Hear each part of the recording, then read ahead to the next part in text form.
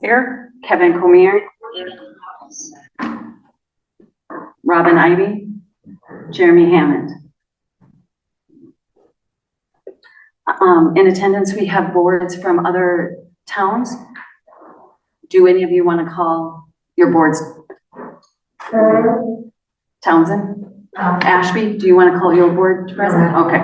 Okay. We have a quorum, so. Okay. This is Veronica Cal. I will call the select board for Townsend to order at 6:06 p.m.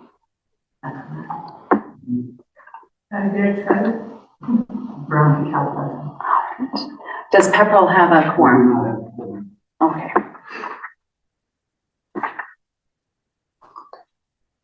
All right. May I have a motion to for the public hearing? And I can read the motion. Open the public hearing on school choice for the year 2026-27, according to Chapter 72, Section 12B of Massachusetts General Laws. All interested persons shall be given the opportunity to voice their concerns. So moved. Seconded. Keenan and Michael. And that was at 6:06 or 6:07. And then we take a roll call vote. Keenan Francois. Yes. Randy Rush. Yeah. Yes. Michael Labossiere. Yes. Jackie White. Yes. Alexander Bencuti. Yes. Lisa Bloom. Yeah. Remotely, Kim Craven. Yes. Kim. Yes. Carla Lima. Yes. Right. And this is to open the hearing for the school choice. Superintendent Morgan. Thank you. I would recommend, if possible, that we not vote at this point in time on school choice. And again, looking to see if we can wait additional information, probably within the next, I would say by the April meeting, to see if we can determine what seats we actually have open and what enrollment looks like K-12 across the district. Does anyone in the audience have any questions? Is there any way that you can limit school choice? I know our regional district in the area have said they've limited it for capacity. So I don't know if that's consideration in your vote or not to limit the seats. So we can limit school choice. The issue is that if we vote no, if we vote yes on school choice, then we can't reverse that. If we vote no, then we can reverse it later on in the calendar year and accept more students in. So we can actually limit it by grade level and by school. So that would be a no vote and then you could come back to it, or a yes vote would give you a limitation? So a yes vote would be on the number of seats that we have available. Mm-hmm. And at that point in time, if there was a significant shift in enrollment over the course of the summer, we can't go back on that. We still have to allow the school choice students in. So essentially, if you vote yes, you can't go back on that. If you vote no, then you can vote yes later on down the line if you want to. But at this point, our rationale is with programs moving and with some of the unknowns that we still have, we want to wait to see what we actually have for class sizes at each grade level before we say yes or no. If there is availability, then it is something that we would like to explore. Hang on one second, Randy. When you guys are speaking out in the audience, will you come up to the podium so that we get the recording? Okay. So I'm just gonna And can I just ask, if you come up to the podium, we'll just need you to sign in. There's a sign-in sheet for public comment. Thank you. All right, Randy. I'm just curious. So we're thinking about doing the school choice program. We have opted out of it for the last few years. So I think that in looking at it, class size has been an issue for the district for the past couple of years. So we want to be sure that if we say yes to school choice, and generally speaking, it's usually a decision that we've made in the past, right around the March time. If we make it now, we don't have a clear picture of what class sizes are going to look like until we decide on what we're doing with the special education programs. Once those programs move, we'll have a better understanding as to what we have for space. What I don't want to do is further exacerbate any class size issues that we currently have. But if we do have some spaces available in particular grade levels of particular schools, then it's something we can certainly explore. Yeah, no, I support rating and making sure that we make those decisions. Okay, thank you. Any other questions from the members present? This might be a silly question. Jackie, go ahead. So why was it on our agenda for tonight? Because it's a public hearing and we have to put it out to the public Okay. so that they can come forward and talk about it to us. But they can do that at future meetings too, like if we decide not to vote tonight. Mhm. Yeah, Yes, okay, but it's a state law. okay. I'm sorry. It was my question to Brett earlier, why are we doing this? And so. Mhm. Any other questions? Kim or Carla, do you have any questions? No, I do not. I'm not hearing from anyone. I said no. Okay, all right. No as well. Can I take a motion to close the public hearing for school choice? So moved. That was Keenan, Seconded. and we're closing at 6:11. Motion by Keenan, second by Michael. Roll call vote, Keenan, Francois, Yes. Randy Rush, Yes, Michael LaBossiere, Yes. Jackie White, Yes, Alexander Bancoudi, Yes. Lisa Bloom, yeah. Kim Craven, Yes. Said yes, I'm trying to hear it, there's a audio conflict I'm resolving. and Carla Lima, Yes. and myself, yes. Moving on to the public hearing for the budget. I make a motion to open the public hearing for the FY '27 proposed budget. Do I have the motion? So It's Michael, second. Jackie, and we're opening at 6:12. All right, roll call vote. Keenan Francois, Yes. Randy Rush, Yes, Michael LaBossiere, Yes. Jackie White, yes, Alexander Bancoudi, Lisa Bloom, yes, and Kim Craven, Yes. Yes, Lisa. Carla Lima, Yes. and myself, yes. All right, I will invite this. All right. Sorry. All right, I'm inviting the superintendent and the business manager for their show. Okay, thank you. So as many of you know, we actually began, as we have for the past several years, budget summits back in September. And this year we held 5. We held one every month through January. We asked the school department budgets to have their budgets in on the 25th of November. And again, had to wait for the governor's budget proposal, which came out on January 28th, which brings us here this evening for the public hearing. The next step will be the budget adoption on March 10th, and then school committee meetings after that. Town meetings, sorry. Jeremy, you can go to the next slide.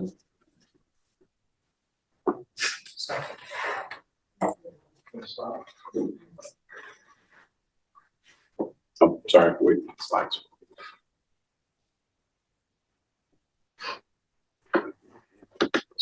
Yeah.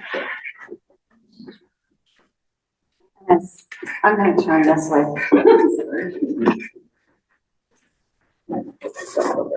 Audio. Hold You might have trouble on, I'll talk about it. Yeah, I know you do. This is how it works. Robin, am I coming out clear enough Yes. for volume? Okay.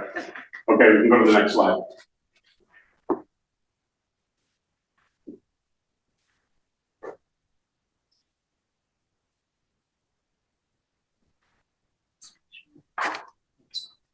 Hold on. Okay, there we go. So an ongoing challenge that we face are the budget drivers. We just skipped ahead. Skip ahead to, We have to go to the budget timeline, slide 3.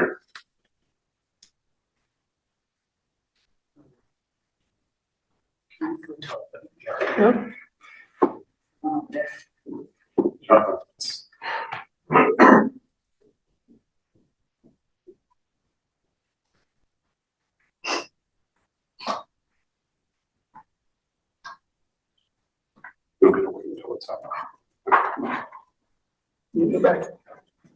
Yeah, we have to go back to slide 3. It's, there's a. Oh, okay. Seeing it on your screen, so they can see that.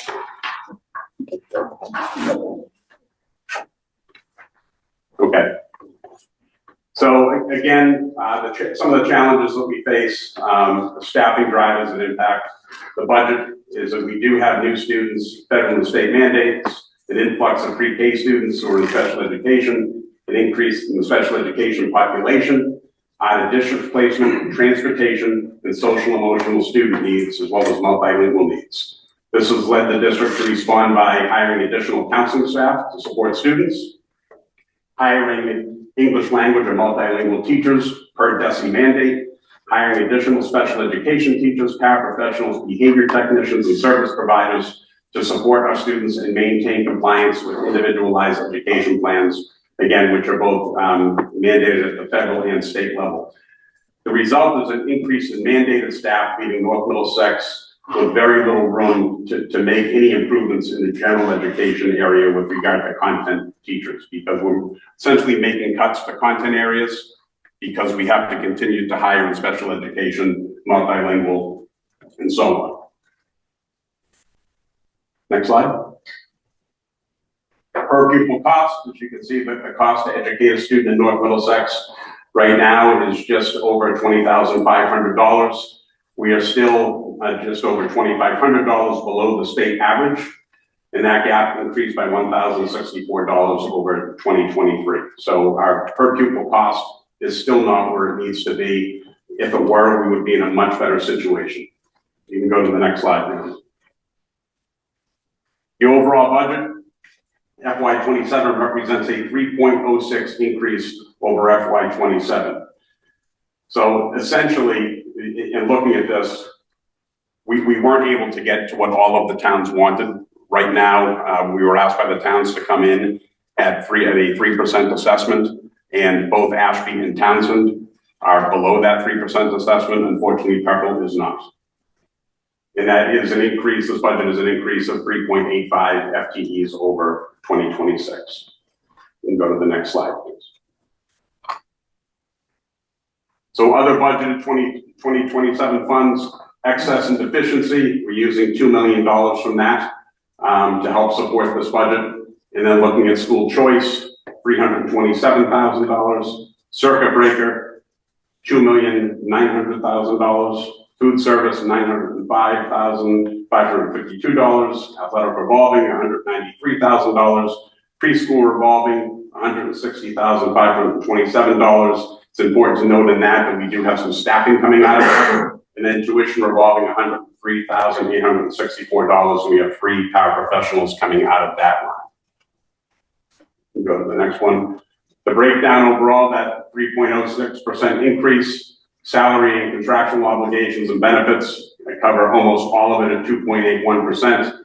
And then you can see the rest, which are much smaller amounts. But again, that increase, most of it is found in benefits, our health insurance benefits, and also our salary lines.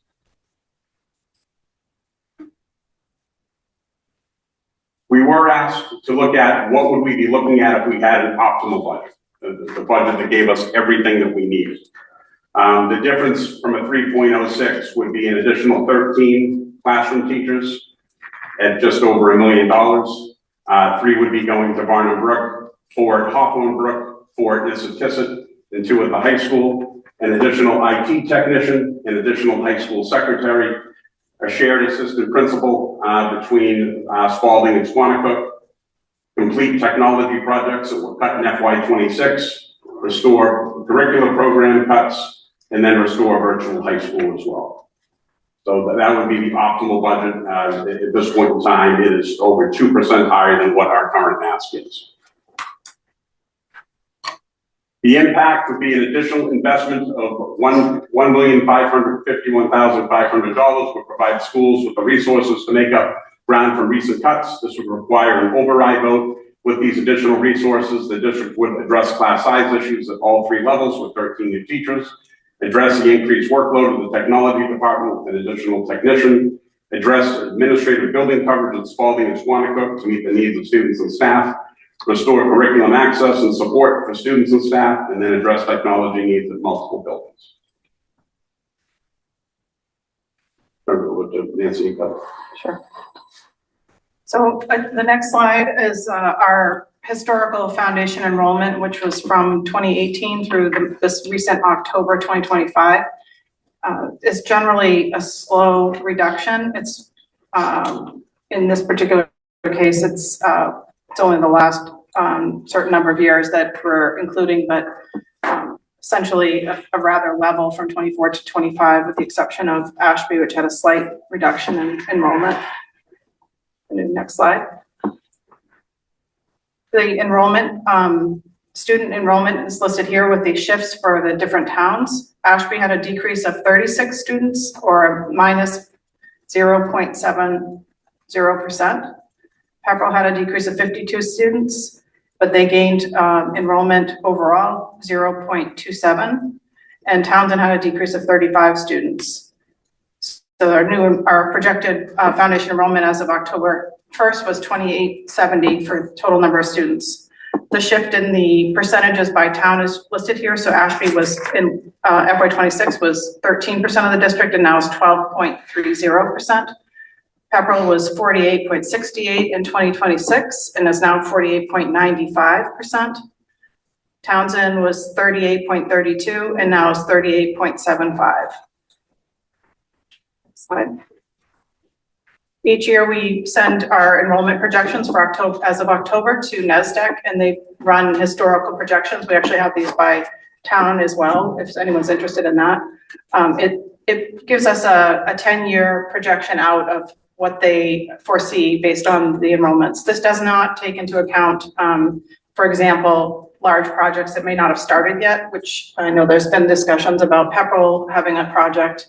They don't include those kind of changes until the projects are underway.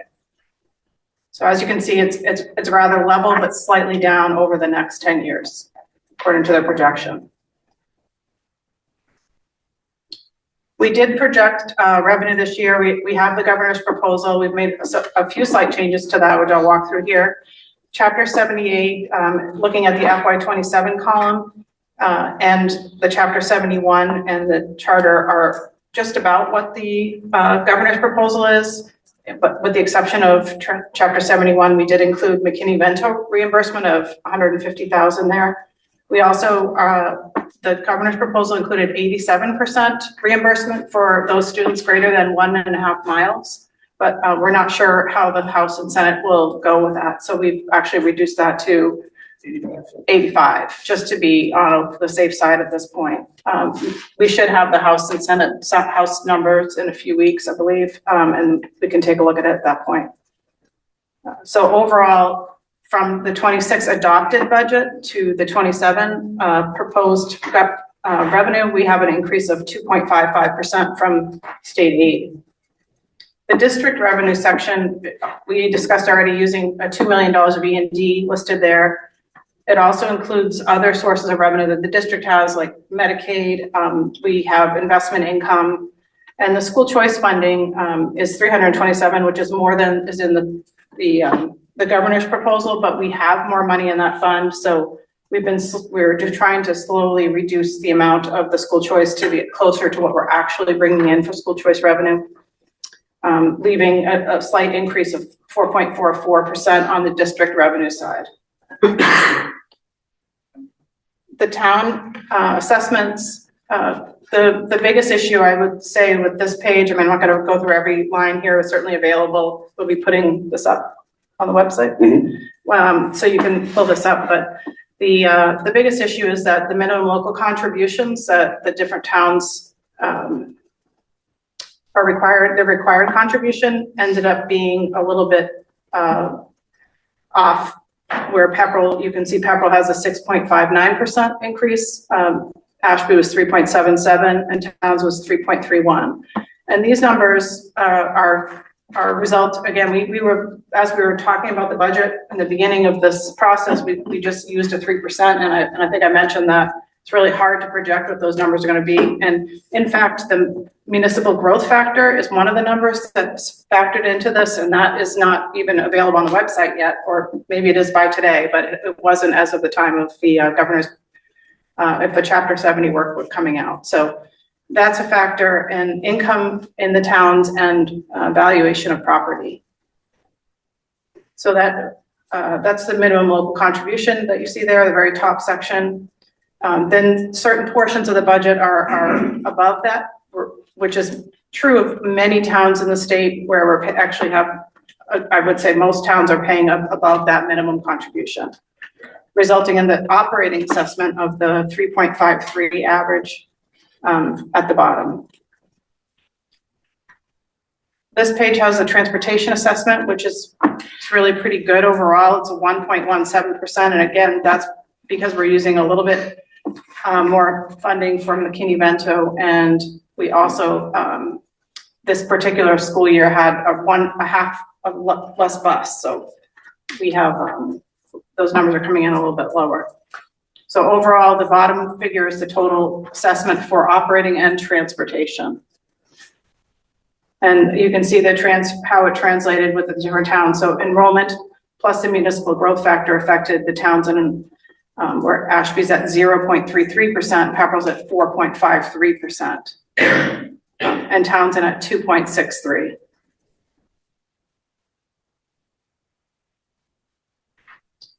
Just sharing the debt service for the reference. This has been updated with the latest ban that was we had a ban for the accelerated repair projects as well as the high school project, and that has been incorporated into these numbers here.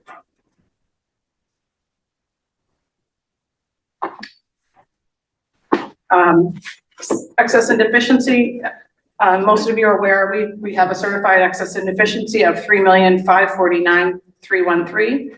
If we were using 2 million, which is what's planned for this budget, that would leave a remaining of 1,549,313, and the percentage used towards the budget would be 56.35%. Next slide, Kevin. So we also wanted to talk about just sort of what our projected enrollment is, because class size has been something that has been talked about in a lot of these meetings. So this is our 27 projected enrollment by grade level by building. And so we've worked with this to try and figure out sort of, again, the staffing needs.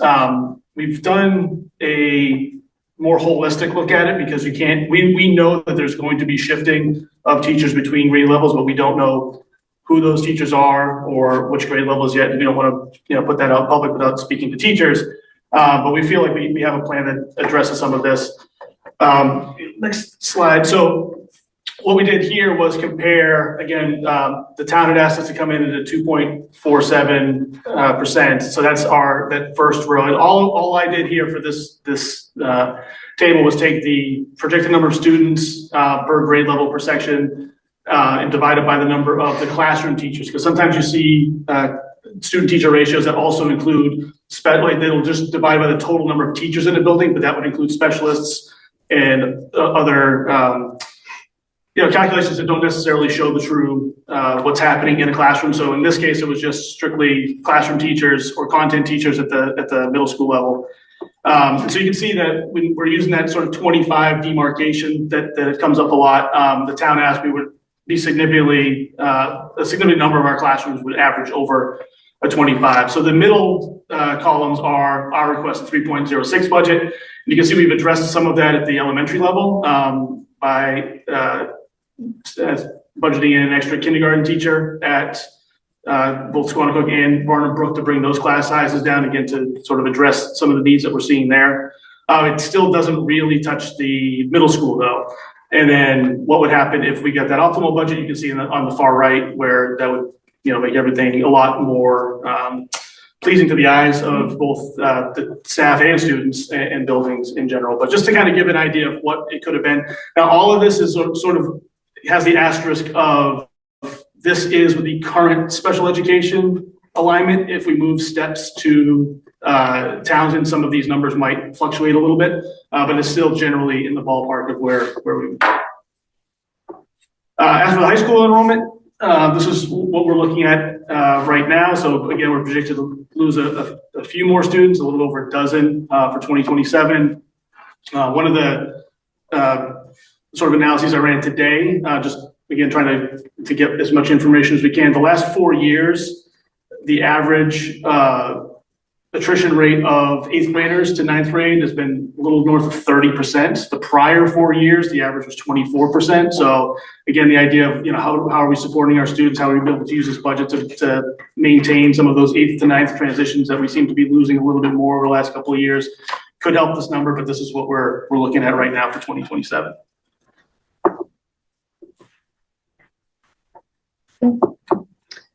So just overall summary of the budget with by appropriation category. In the budget, we generally break into large sections: administration, instructional support, pupil services, operation maintenance, insurance, retirement, debt service, and out-of-district placements and assessments. And overall, as we discussed earlier, the budget was 3.06, which is 69,637,559 with this public hearing.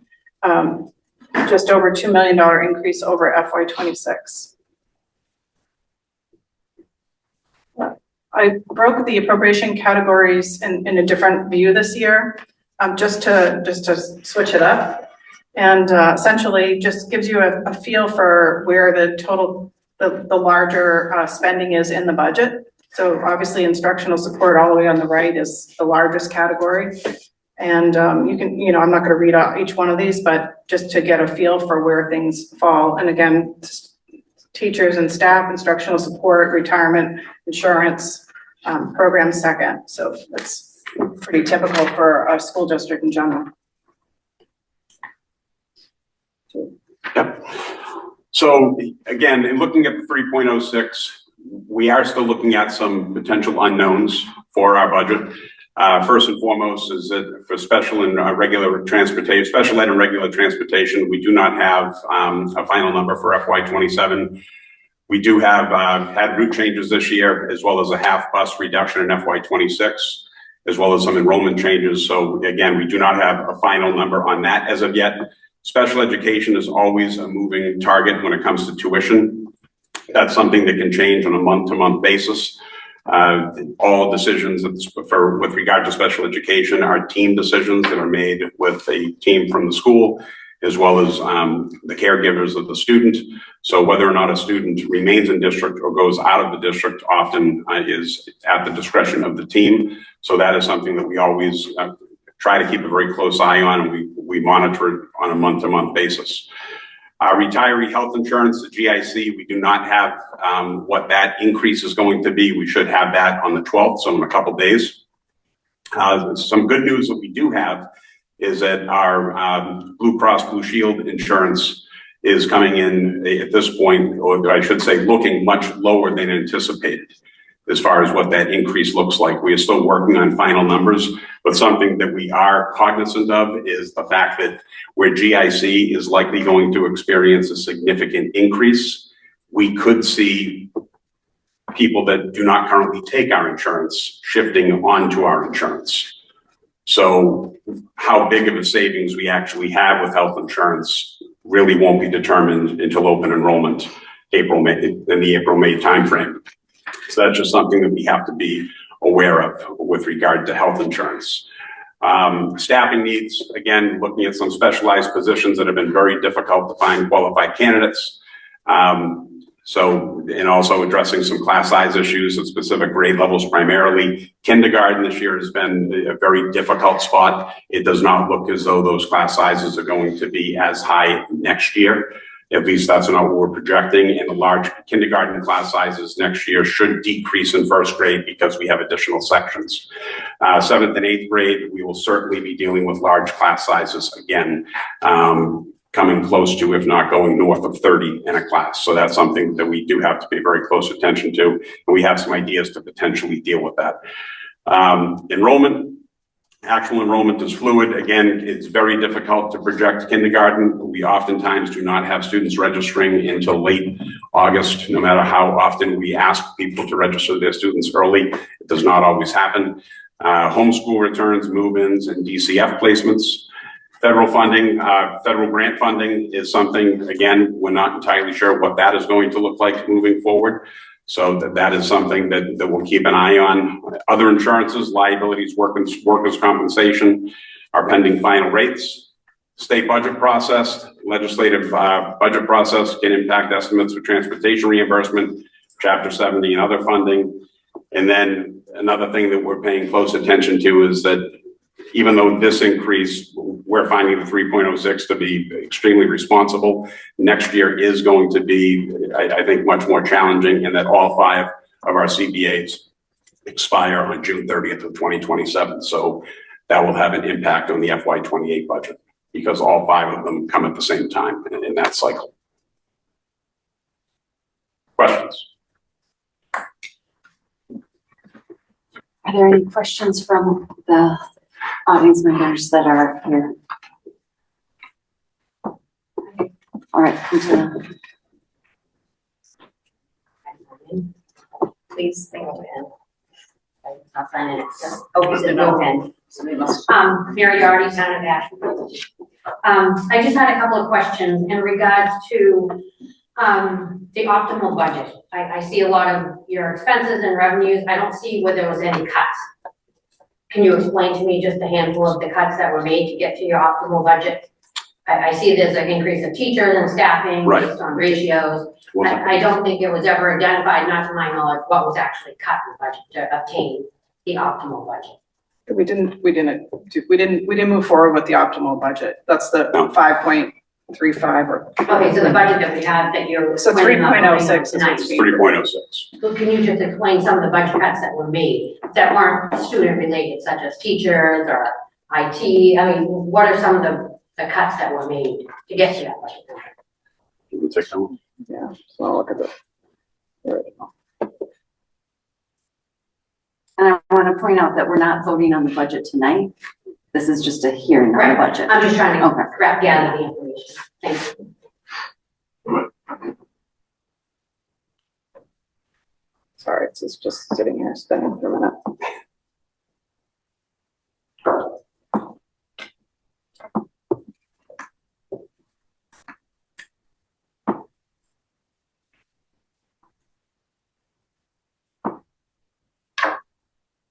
Open the original presentation on that staffing page that I did.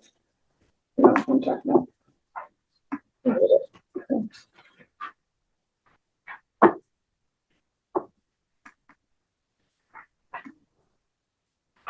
Okay. Yeah. What slide on that? Well, I know the office 15. at Ashby Elementary School, that was the biggest cut out of the budget from last year to this year.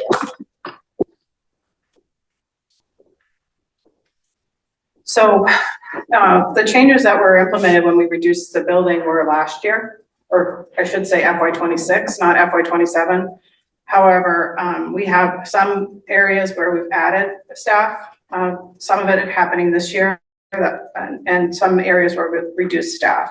So, but overall, the total change in staff from last year to this year is 3.85. Up or down? Up, So you have more staff. Yes. correct. So I was just interested in what the cuts were to come to that. So there were adds and cuts, so you almost have to look at both, which is, we had a slide for this actually, Yeah. but, We can, I don't know. do you want to share it? Yeah, we can put it up, sure. It's not in, it's not That's in in the old Jeremy's. Okay, Um, I can share that one if it helps. yeah, I can actually, I'm writing it right now. Is that all right? Is there anything in here No. that's correct? Yeah, no, it's correct, and there's nothing that's identifiable, so.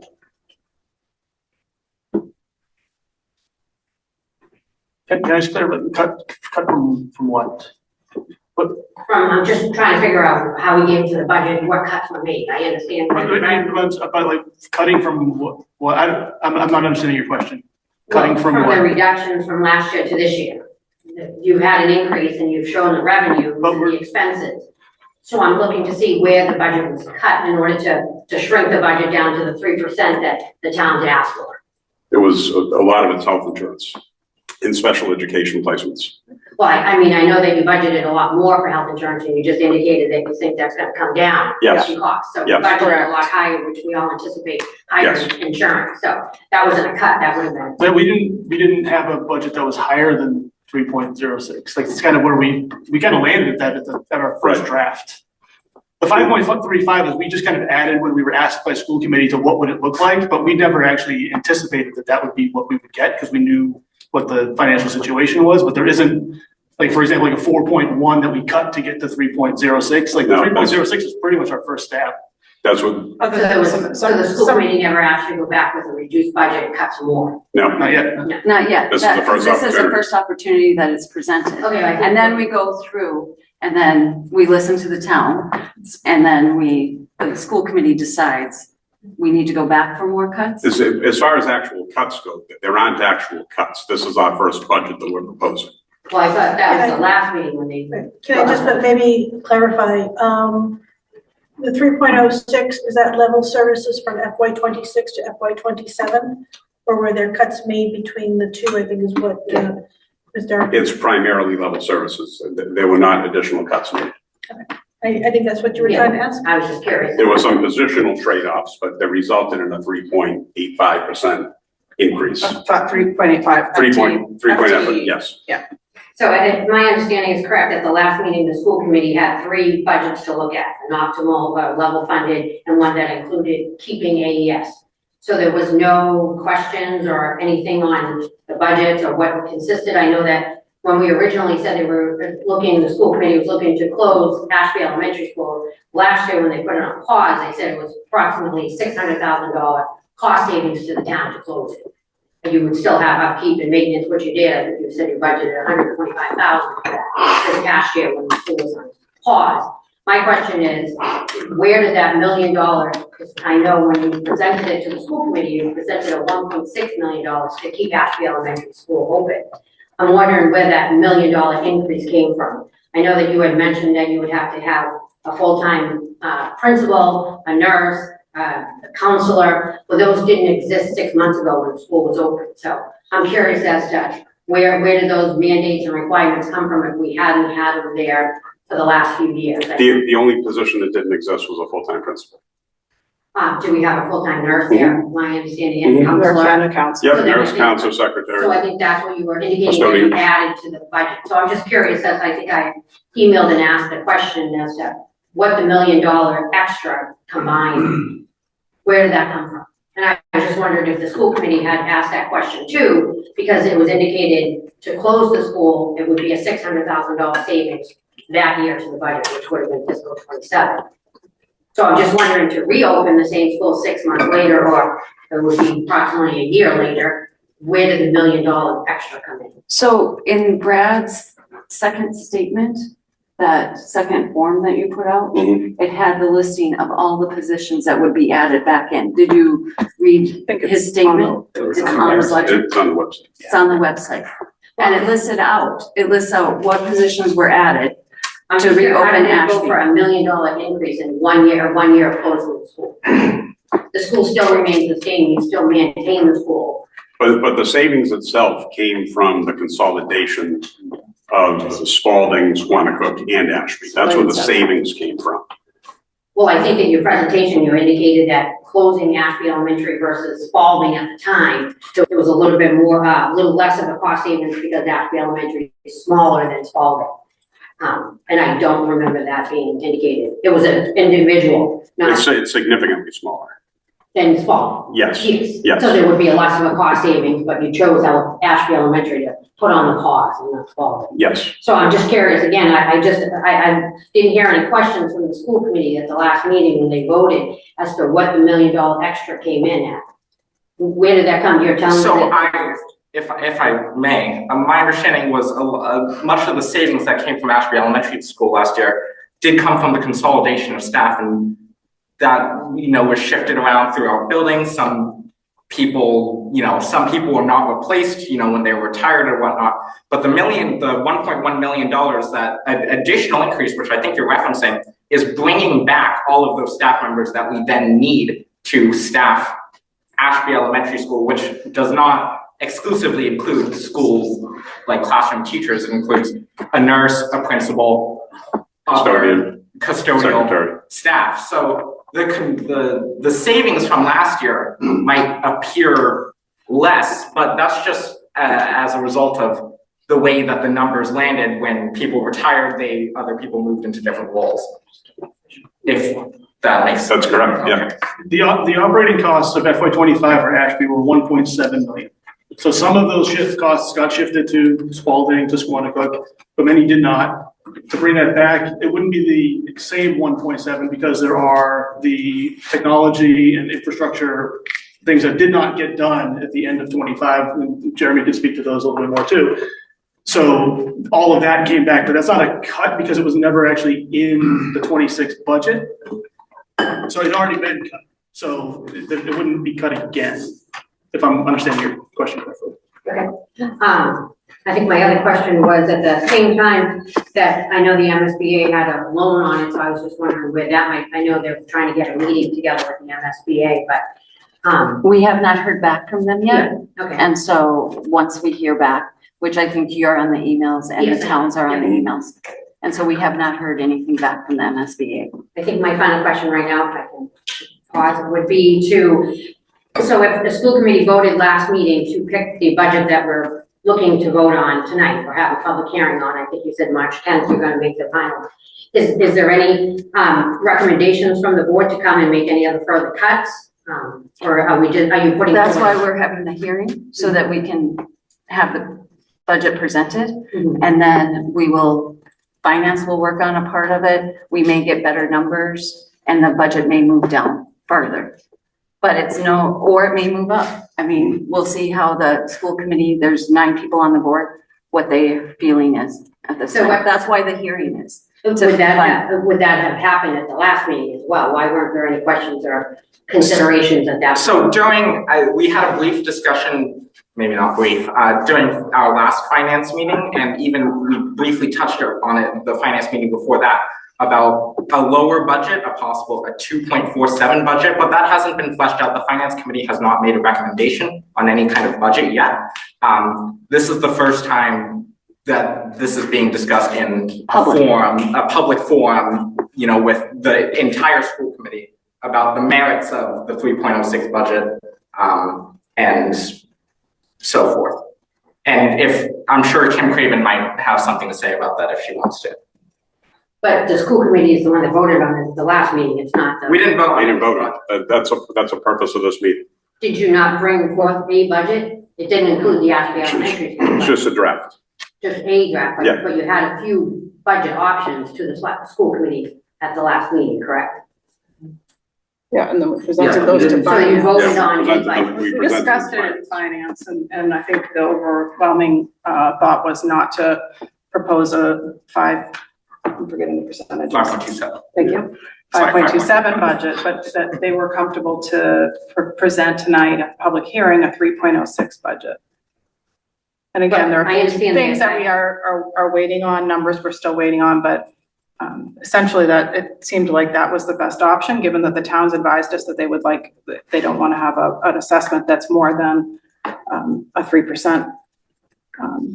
So that's why the decision was made that way for this hearing. And then the committee may decide tonight to do something different, and their final vote on the budget will take place on March 10th meeting. They actually need to vote 45 days before the first town meeting. So I believe it's scheduled for March 10th. The budget adoption. So we would, listen to feedback from the towns, from the committee, and then propose a budget on the 10th. So right now, the school, you guys are having a public hearing on the 3.06 budget, Correct. because that was work required. Yep. Now, wouldn't it be that, I know that the role of the finance committee, and that's the same, is wouldn't that be to bring it all and say these are our recommendations, but the school committee as a whole votes on it? The finance committee doesn't make the final recommendation, they bring forth the budgets. And I did see that, I mean, we looked at all the budgets at the last meeting, I was on the meeting virtually, as was all of you virtually, but I didn't see any discussion or any open dialogue on what the difference are between the three. It was just, this is the one we're voting on, and that was the. We didn't vote on a budget. We voted on something to bring forth to tonight's hearing, which is a budget. It's a 3.06 budget. That was the recommendation from the committee last time. Yeah, I just didn't hear The much. finance committee recommended, I Yes. believe. Yeah, but doesn't the finance committee recommend to the school committee, and the school committee then decides on which budget after a lot of discussion? I mean, we're doing that now with our, select. Well, that's a process now. So if the school committee wants to move the budget up to a 5 point whatever, 2.7. they could. I mean, we will see for discussion. I mean, So the school committee has an option of re-looking at other options and making other further cuts. This body can do whatever they want related to this budget in this hearing. We can't vote on a final budget, but if we want to discuss a 5.35 budget, we can discuss a 5.3 budget. Okay. Thank you, that's all I have. any further questions from the audience?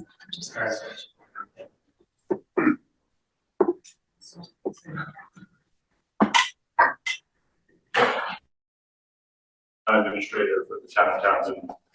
Thank you to all the volunteers for being up here. I volunteer myself. I know sometimes it feels like a lot. My question just for the town of Townsend was more about with the hearing, I was sort of hoping to hear and see like projections, like what's the story 5 years from now with population going down and you're asking for increase in teachers and you have a collective bargaining agreement. 4 of them, I think you said, Brad? 5.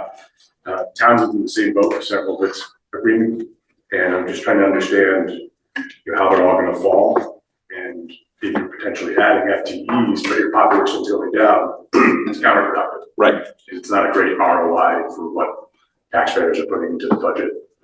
And while they're likely asking for an override in Townsend, because we're $1.2 million in the hole, based on department requests, it's tough. It's a tough situation for the residents. So I was really hoping to see the story, what years 3, 4, and 5 look like from now. So the only thing I can answer at this point is as far as projections go, excuse me. It's always a question, how can the enrollment go down, but staffing go up? And the issue that we're facing is we're seeing a larger percentage of students qualify for special education. We also have our, I mentioned at a meeting earlier this year, I think it was 2 years ago, we had 1 MLL staff member, multilingual staff member in the district, and now we're over 5 in the district. So anytime you're looking at special education, multilingual, or even 504, you're looking at federal or state mandates where you have to hire staff to make sure that you're in accordance with those plans. So we're increasing staff there, but we're decreasing kindergarten teachers. First, second, third, fourth grade, 7th and 8th grade, we're cutting regular education teachers because they're not mandated. There's no actual mandated class size or anything other than what's really recommended for kindergarten at the state level. Even that, there's certainly room to go beyond the recommended 25. But that's really essentially what we're up against is looking at the increase in special education. And if you look at, again, special education, multilingual, any students that have additional needs, they're in excess of 30% of our total students now. Yeah. And that's a growing trend across the Commonwealth. Our special education numbers especially have gone up significantly since COVID. Students fell behind, and you meet districts across the state are looking at an influx of requests for special education testing. Yeah. And students are being found eligible at a higher rate than they were before. So it's a challenge. We can certainly look at what 5 years down the road might look like, but it is tough when we don't know what the special education numbers are going to look like. And I will say, this year, we had a positive swing in bringing students back that were privately placed, bringing them back into the district. And the hope is that even if our numbers go up or just remain high, that we're able to bring students back into the district, but also our special education department is working on bringing in 2 new programs next year to hopefully, again, bring students back, but possibly tuition students in from other districts to help with some of the rising costs in special education. That's great. And then I guess, because I'm a miser for this in Townsend and they're tired of hearing me say it, we're going to really leverage the levy limit, which the town has, is 2.5%. And I guess I'm now saying it hopefully to your friendly faces that that's going to be our guiding parameter for any budget stuff we have. Whether it be agreements for labor, anything, it's 2.5%. And I think that's all the town can really afford. Even then, we're probably in trouble with the level spending in Townsend. We're still in a deficit. So that's sort of where we're at as a town in general. So, but again, I know it's tricky. It's hard everywhere. Every town's looking at it these days. So thank you. Thank you. Anyone from Pepperell?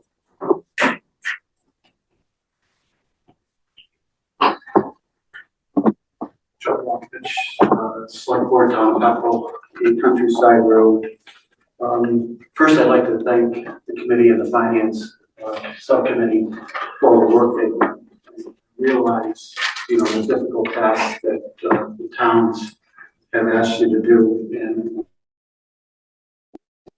we started a meeting, we did present a request for roughly a 3% increase, and you guys came through with that, with some very difficult choices. I know the allocations don't come out at the exact 3%, but you as a school board or a school district don't have control over that. It's more of a funding issue. I did like the slide that you presented about the per pupil and how it relates to other area schools, showing that North Middlesex has the lowest per student cost. That's at the request of the town, requesting that you control the cost. I personally, not as a select board, do not think that that is necessary to our students. I also know if you take your chart a little bit further, because I've done this, is looked at DESE and also looked at what the net reimbursement from the state is. North Middlesex also gets the least amount of aid from the state. So you have the towns requesting that you level service our children, but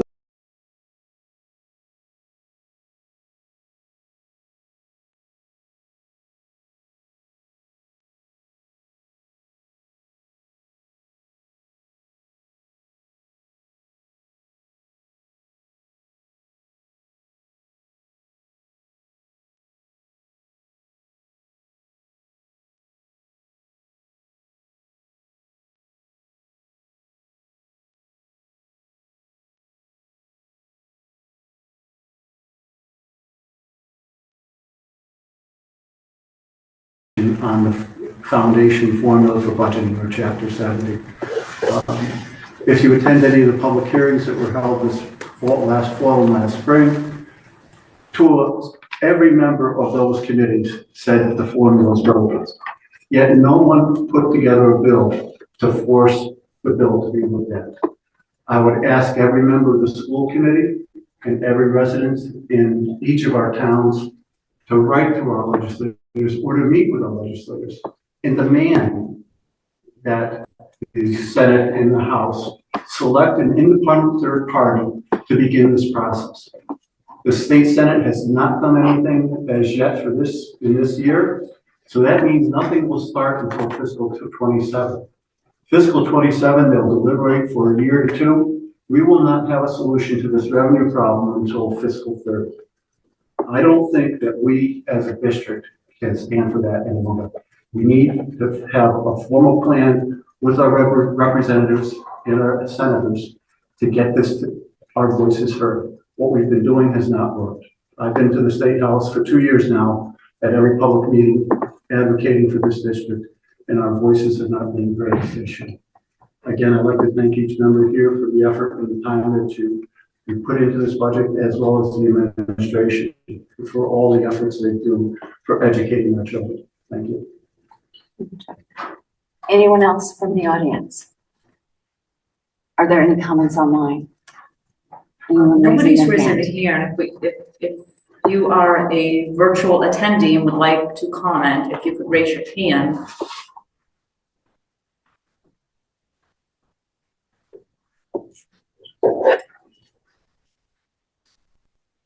Anybody?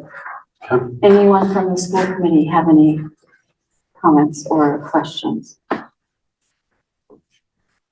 Jack. Just as far as the presentation, is that going to be shared? Yes. In the packet? Yes. Yeah. Jeff, Just a process question. So, as we're each kind of going through line by line on the budget and have questions, my understanding is that even if we were to attend this finance subcommittee meetings, we don't want to run into a quorum issue, right? So we are taking a listening role in that. Yes. So where is the best venue for us to say, all right, I have questions about this, or can we cut that? so questions from the school committee should be all fed through Brad and I, and then we will feed them to Nancy or Jeremy or the correct person to answer those questions. That's so that we can tell them all together and like have a collective. Right, because we don't want all repository. asking the same Yes. questions. Yes. Okay. And so, and I do ask that everyone on the committee follow that rule, because Nancy and Kevin's time has to be considered, and so, anyone else have any questions?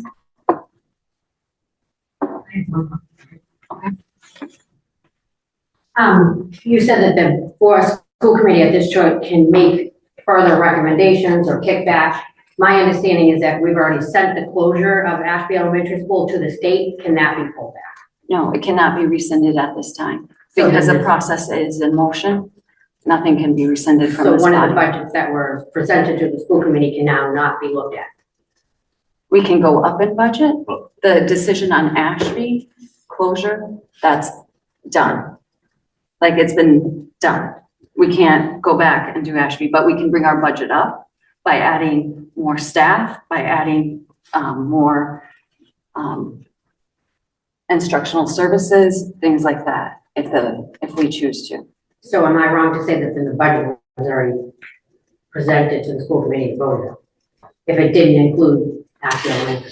The I mean, closure, that was one of the schools within the district, so that was included. the closure of in- Ashby was voted on, and the body voted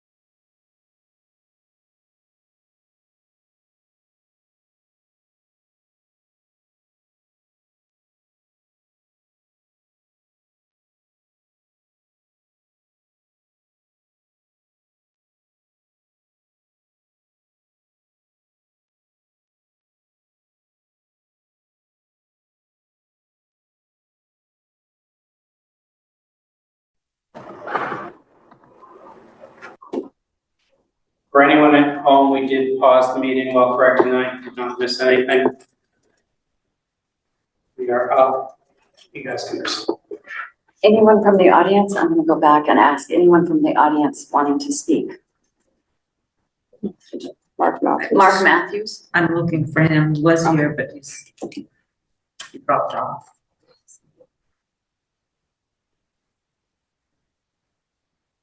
Yeah, he's not on. Veronica. I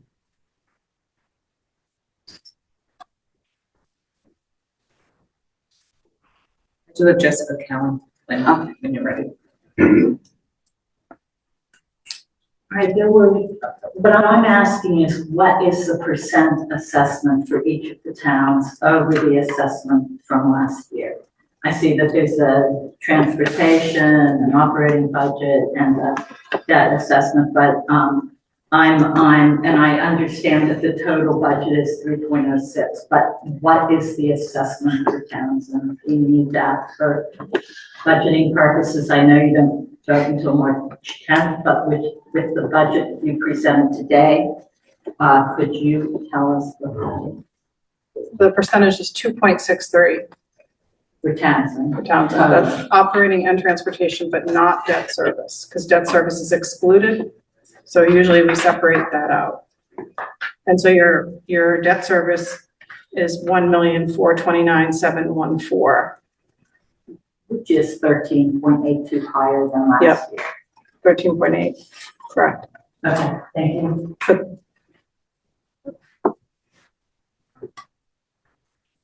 Jessica Callan. Hi, everyone. Can you hear me? Yes. Perfect. Jessica Callan and Ashby. I apologize to ask you to repeat yourselves, but we actually missed on Zoom the conversation about Ashby Elementary School. The last thing that we heard was that there was a vote to close Ashby Elementary School, and then we actually were cut out of the Zoom. So I'm hoping that you can repeat what was said so that all of us can hear the conversation. Go ahead, Keenan. So the conversation that ensued was at the last school committee meeting, this body voted to close Ashby Elementary School. That decision at this time is permanent and cannot be undone. And any budget that might include Ashby Elementary School is null and void. All future proceedings and budgets presented will not include Ashby Elementary School as a factor, as we cannot undo that decision. I don't believe anything else of substance was said. Yeah, I think that was kind of the end of it, and then the audio problems became apparent, and we stopped. Great. Thank you so much. I really appreciate that. I just have one follow-up question. When the closure of Ashby Elementary School was it presented in a budget format? No. Okay. And then so the budget options that were presented on as recommendations that included Ashby Elementary School closing, that was not the factor that was voted on. It was a separate motion. Is that correct? Yes. Okay. Thank you for clarifying. All right. Yep, I have Mark Matthews. Okay. You should be all set, Mark. Hey, can you hear me now? Yes. Yes. Okay. First of all, thank you very much to the administration and the school committee for bringing together this budget and putting it together. I know it's a lot of hard work and difficulty. And also the point is to help our children become better leaders. So I applaud that. The question I have or concern is that you're a month away from voting on a final budget. We will hear on Wednesday some very difficult numbers for the town of Pepperell. And I recently heard the information from the gentleman from Townsend. I'm sure Ashby is going to be in some continued struggles, as we all are. I mean, it's been health insurance, it's been different costs that we have, and it is going to be astronomical.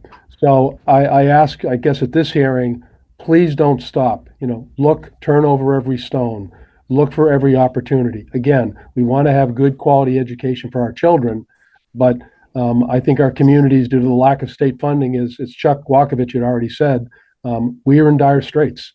And this year is going to be horrible, and next year I think is going to be worse. So I appreciate the time. Again, I appreciate the hard work. This isn't easy, and I wish you the best of luck. So thank you. Thank you.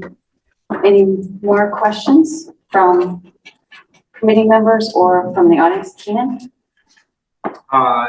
Superintendent Morgan, we just saw presented a 3.06 budget overview.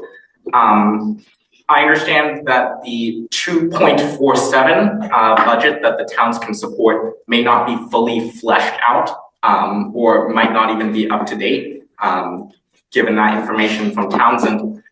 Are you able to just provide the committee and the audience just a brief overview of what the 2.47 budget entails over the 3.06? Yes, I don't know if you and Kevin want to start this and I can finish. Yeah, I think so. Essentially, what we did was a scenario of a lower budget. This is prior to the governor's proposal. So 2.47 may not be what's necessary to get it down even further. But at the time, we took a look at how would we get down, and we reduced the stabilization transfer. We had increased that back. So we make no transfer to stabilization. We increased the use of E&D for to offset, some of the capital in the regular budget. So we moved that to $2,250,000. We looked at FTE changes of 1.15 over FY26, which would have been 5 staff from the 3.06 budget. I don't know if there was. I was just going to say, it was really just a scenario. It's not to say that the committee would have to do it that way, but that was one option. And it would really provide us, 2.47 would provide us with absolutely no room to address any class size issues that we would encounter over the course of the year. And we would basically be continuing on with what we currently have this year as far as class size issues. And potentially worse. And that budget was, or I should say scenario, that scenario was made with the 3% figure in mind for each of the towns? Yes. Is that, okay. Yes. Right, and since then, the governor has come out with a proposal, so that would be slightly different, I think. Okay. If we were to run that again. Okay, thank you. Yep. It's Jackie, right? Yeah, Jackie's got. Oh, Jackie, you have a question. Jackie. So 2 things. Just going back to what Mrs. Doherty said, and I think Jessica, one of the callers, just a question about, was there no budget consideration going into the Ashby question? And I just don't know that that's, maybe I'm confused by how it's being phrased, but the thing that I relied on was this 47-page document from the superintendent that does outline numbers and going through many scenarios. And I think while it wasn't a specific budget we looked at, I guess, per se, I'm thinking of the town ask, the district ask, and then the optimal option. And just knowing that we're not even close to, already we're talking about going down to a 2.47% increase. Just, I don't know, those were the things in my mind as I was considering the closure question. So even though it wasn't specifically related to the budget, I guess, there were those scenario plans in this documentation there. I guess my next question is, just Brad, if you may not be able to answer this, but anecdotally, have we started to hear from staff that they're just not coming back next year because they've been so overwhelmed by this year? Yes, so I know that we have at least one early retirement at this point, just be sheerly related to class size and student need, coupled with the class size. I know that we have staff that are looking elsewhere if they can find a situation where their class sizes are going to be smaller. So I have heard from a number of staff. I have heard from the Teachers Association and the district on a regular basis saying that needs to be the top priority, addressing class size. And just the fact that it's overwhelming to our staff to continue on down this road. So I do think that if we go into FY '27 with a similar setup, that we are going to be looking at a large number of vacancies that we will not be able to fill. Filling vacancies in education used to be relatively easy. There used to be a very large applicant pool. It's very similar to what law enforcement is dealing with now. There is no pool of candidates. Jobs that used to, and I'm not exaggerating, that would generate 800 applications, a social studies position for middle or high school, we're getting single digits. I can vouch for that, as someone who is a teacher. Yeah. Like, it used to be you couldn't get a social studies teaching job if you didn't have years of experience already. So it's a real challenge, and of those single digits that are applying, a number of them aren't licensed. So that puts us in a situation where we can't hire them, and then we're hiring day-to-day subs. We still have positions in the district that we can't fill. So it's a challenge. I know a couple of years ago, we ended up cutting middle school foreign language. I've got other districts now asking me how we did that, because they can't find foreign language teachers anymore. They can't find them at the high school level, much less the middle school level. So other districts are looking to cut there. So it's a constant struggle. And, you know, the ones that are regularly hard to find, special education, math, science, are almost impossible to find that. That being said, even humanities positions, guidance counseling, physical education, those applications are few and far between. So it's definitely a fear if we lose staff, that we're going to struggle to replace them. So I asked, because I want this to be more conversational, like for the towns that have spoken already, like please come up and share kind of your thoughts back to that. And how would you like us to go back and look at these numbers again, just keeping that in the back of your minds? Please, yes. I'll follow that. Awesome. So as someone who loves a good negotiation, Kieran from Townsend, you leverage the teachers when it's 2.5%. You decide if you exceed that wage option, or you have more teachers to teach with, and make sure your students have a better experience and your community is stronger. They have to decide. As someone who just went there and then they connect, one of the greatest opportunities for leverage was that it's the teachers' unions that really need to go to the State House. As someone whose own community has written thousands of letters, sat with Margaret Scarsdale, Cronin, everybody, it's not changing. It's not changing anytime soon. So it's really the strongest elephant in the room is your teachers' union. They need to go to bat for it. Or they have to just take 2.5%, because that's how you get more teachers in the classroom. It's really simple math. They're asking for more than the levy limit. Districts can't afford that. It's very black and white. It's just a math equation. So that's what you start. It's 2.5%. We'll guarantee that. It's what I'm going to tell the staff in Townsend. I'm on record now. I've been on record for a while. It's 2.5%. That's the number.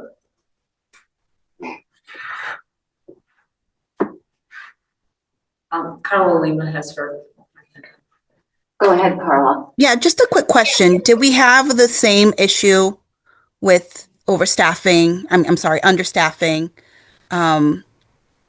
capacity when AES was opened last year, or is this a new issue for this year? As far as it's not a capacity issue, it's the ability to fill positions. And So the budget issue. in the budget, yeah. Finances. Carla, does that answer your question? No, my question was, did we have the same issue last year when AES was open? And were there enough teacher ratio per students compared to now, where we're seeing lots of complaints? The year before, we had cut positions as well. Over the last 2 years, how many positions? 42? Or along those lines? It's been I'm not asking about cuts. I'm asking, did we have the same issue that is being brought up right now, that the teachers are complaining because there's too many students per classroom size? and we need to bring in more heads to cover that. And I think it was because of budgeting. We reduced the amount of money we had available. The decision was made that some of those positions would not be filled.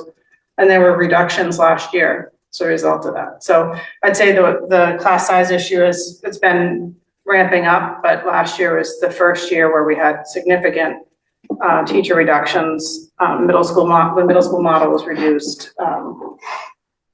A number of places where we consolidated everywhere we could so that we could fit into a budget that the towns could afford at that point. We started higher last year. We went through a variety of budget revisions. This year we didn't start with 527 because we knew the towns can't afford that, so. Thank you. I don't know if that helps. Any other questions? Mark Matthews, Fulham. Mark, go ahead. You should be all set, Mark. I'm sorry, I did not mean to. My apologies. We didn't do a slide on that. Okay. All right. Keenan. At the beginning of this budget process, we requested a number from the towns for what they could support. Can we reiterate what was that number in percentage wise? That they A 3% assessment. okay.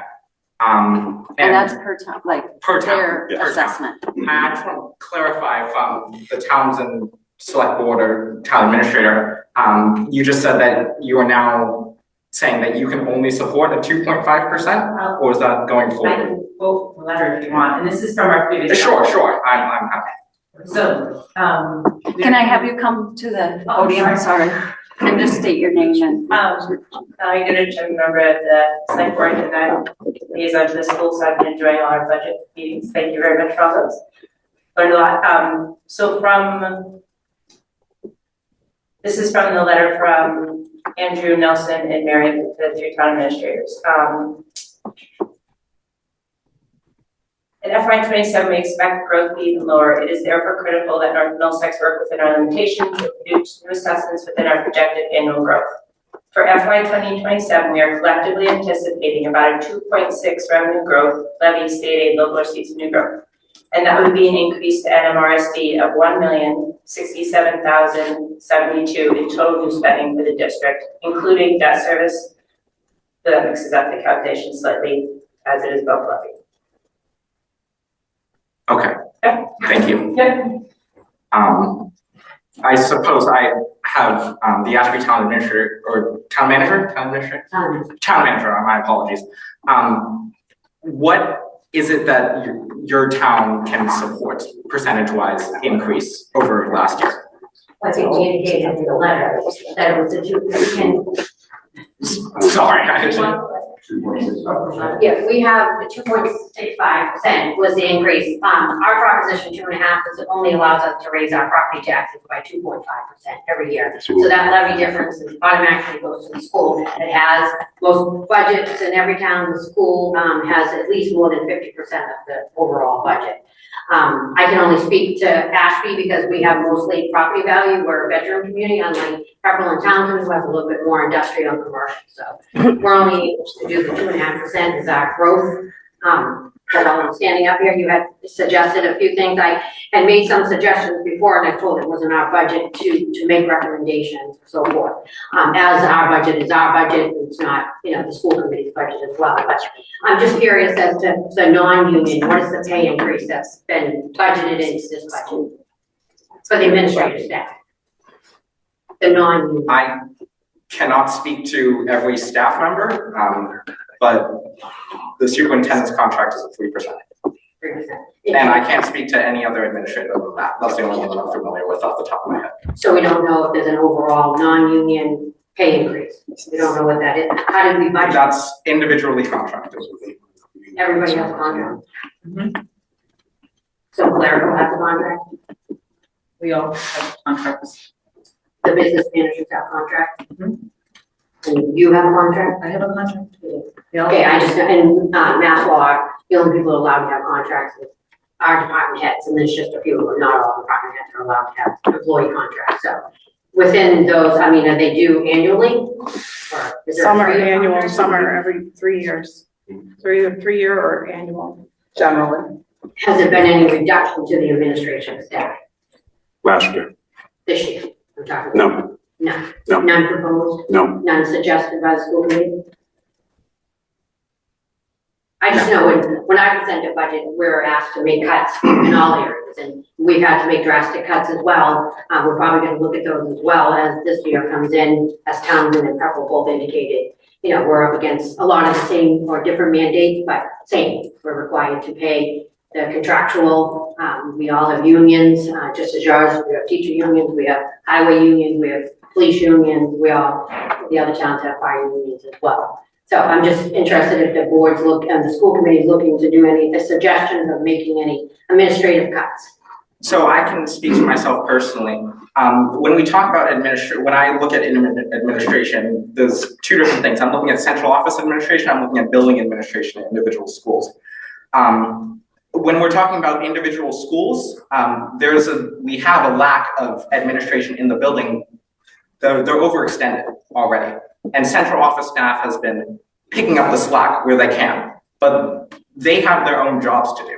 So this is me personally talking, not for the committee. I don't see any spot where we can reduce administration without impacting student experience. I don't think I have anything else to say on that.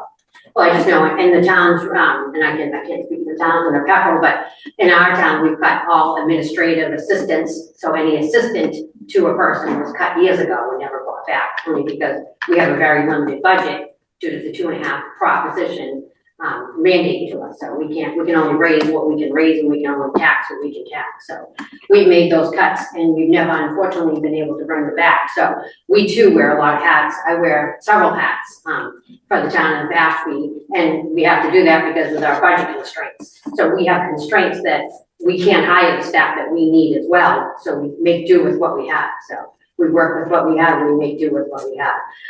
Could life be a lot better? My job would be a lot easier. They talk about early retirement. I might look at early retirement just because of the budget constraints. It makes this job very hard. If we had unlimited money, then it makes everybody's job a lot easier. But unfortunately, we have what we have, so we can only budget what we want. And what we need, I'm sorry, not what we want. There's a lot of wants out there, but so I mean, I just, right now we have 2 business managers right now. Not to call out anybody, but I'm just wondering when that might change. Next year. Next year. Next year. Yes, that will change next year. And then I'm going to point out that they have cut administrative assistants because the school committee used to have one that helped more, and the assistant superintendent had one too, right? There was more administrative assistants back years ago, and they've reduced it. So Robin fills in for the assistant superintendent, the superintendent, and the school committee as an administrative assistant. Yeah, just to clarify, the school committee for 16 years that I've been on has always used the superintendent's executive assistant, so we didn't have her on separate. Okay. Can I ask a follow-up question? Yes. Okay, thank you for sharing an idea. If I may ask. Oh, sure. Just contractually, because I don't know the answer to this, if you do look at reducing staff like that, for someone who's under contract and or not giving them the raise that's in the contract, like what are the ramifications for doing that?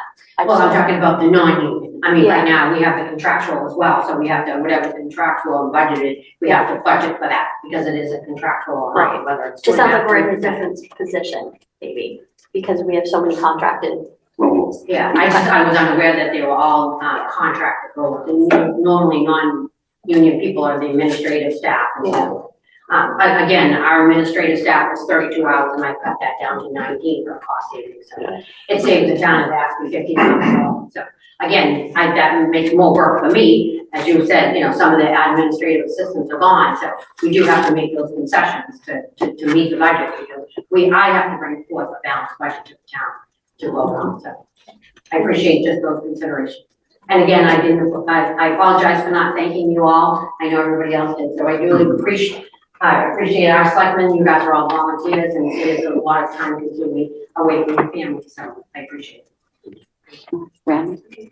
And now that I'm advocating for this right now, I think our budget is close enough, we don't have to go here, but in the past, many years ago, under Joan Landers, who I had most of my experience as on the school committee, in the really tough times, there was 1 or 2 years that were really, really tough. She actually negotiated with a lot of the non-union members or of the staff, as well as with the unions, for a reduction in the year against their contracts and everything, just to everyone kind of pitch in. So in really, really tough years, that's always an option to try and go to every meeting and say, hey, can everybody pitch in and get agreements? Any more questions? Kenan? I know it was a while ago that we just went back to that and we heard that the town of Ashby and the town of Townsend are able to support 2.5%. Going back to that 2.47%, to be clear, that was in a previous iteration scenario of what the towns could support. That was made under a 3% assumption, correct? For the assessments? Correct, yes.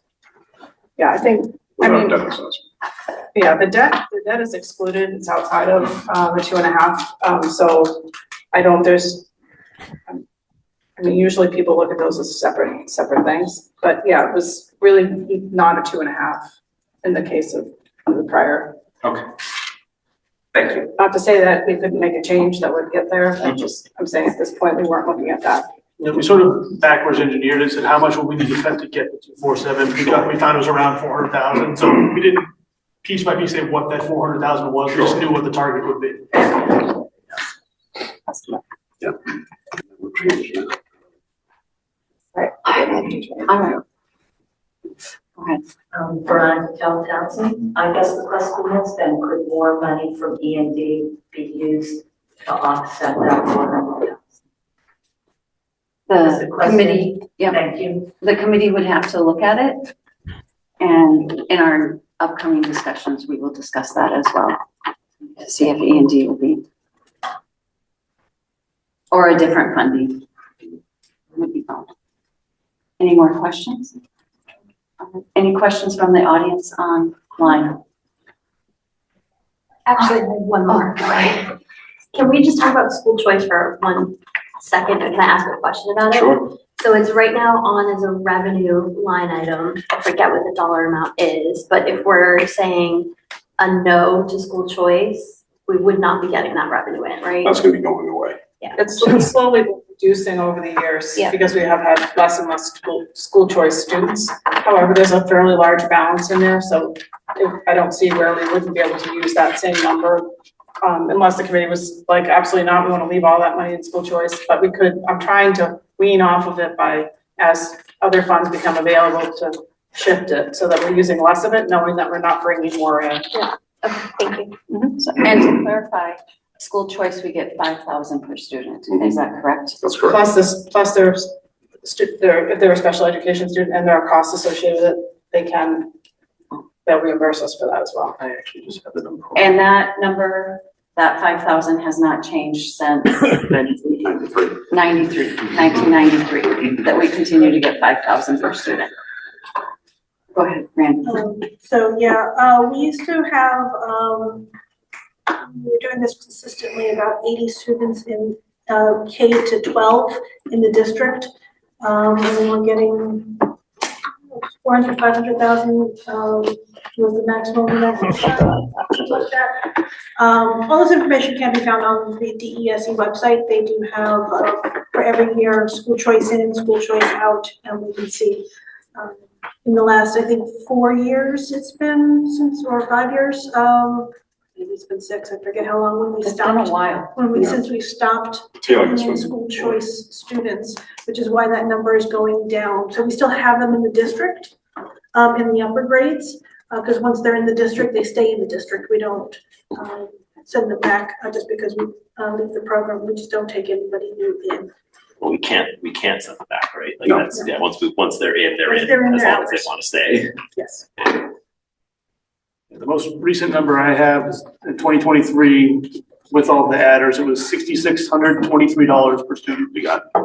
And our per pupil that year was 19,800, so we were minus 12,000 per kid. Right, but, you know, adding a student here or there, like we hear, if we Right, I'm just saying, lose a student or two, yeah, it doesn't affect the Just wrong budget. If we gain a student or two, it doesn't necessarily affect the budget, so Yeah. that money can be helpful. Oh, absolutely, I'm just saying, this is Yeah. just, Yep. Well, that's the reason why it's only at 5,000, because you add one student to one class and one grade, you're not gonna, your per pupil cost is not gonna go up by that much. So that's the theory, at least. It should go up. It has not changed in a very long time, so I'm not trying to make the argument that 5,000 is enough.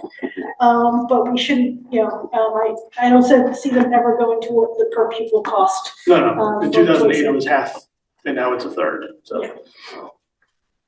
All right, any more questions? I'm just wondering if we could do a recess in between closing Oh, the hearing and starting the yes, we school will. meeting. Any more questions? Any more questions online?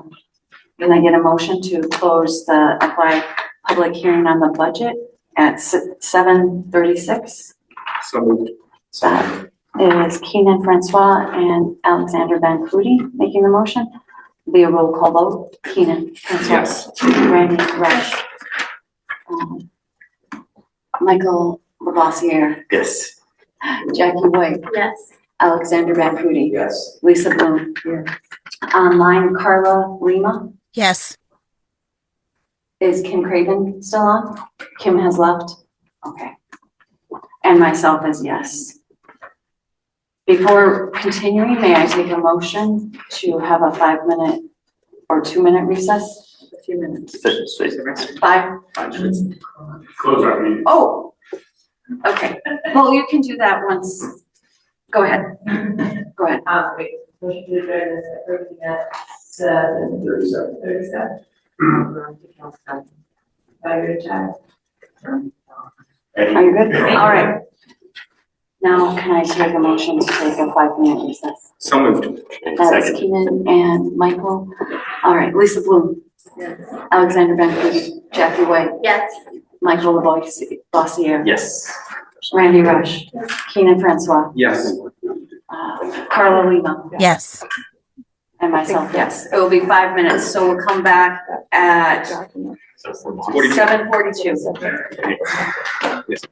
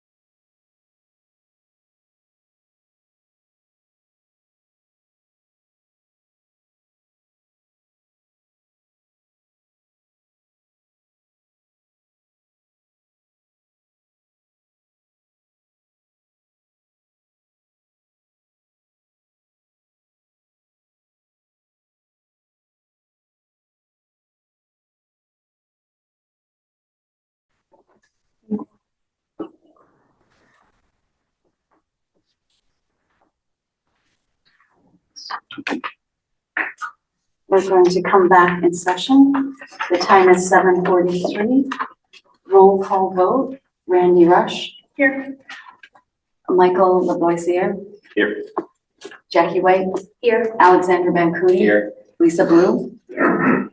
Carla Lima. Here. And myself here. Keenan Francois is out of the room for the moment, but I'm sure he will be joining us. All right. May I take an approval of the consent agenda? Or just Any questions on the minutes? I don't know. on the minutes, yeah. We have to wait for this.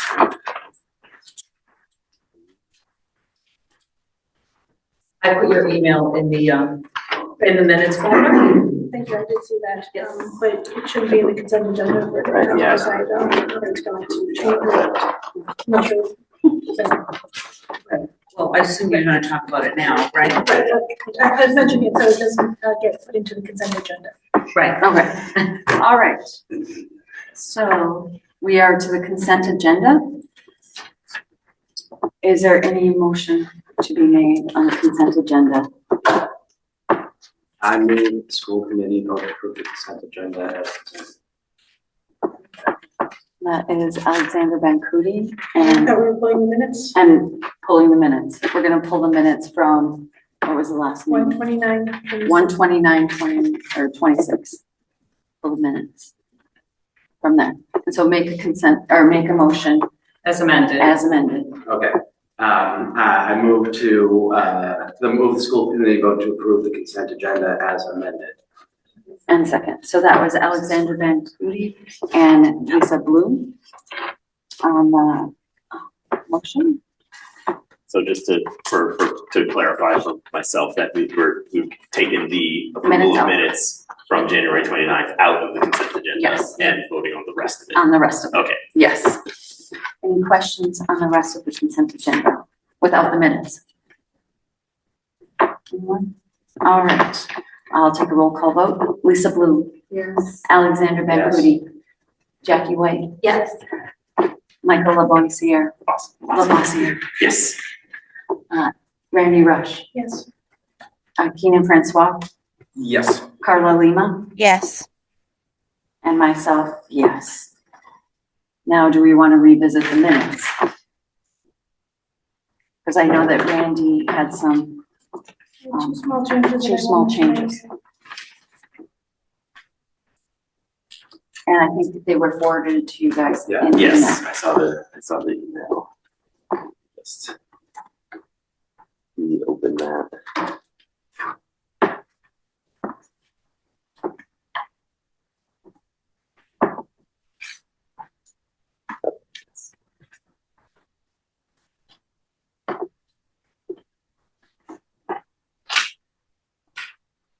Just two paragraphs that I just wanted some minor changes to reflect what was actually said in the meeting.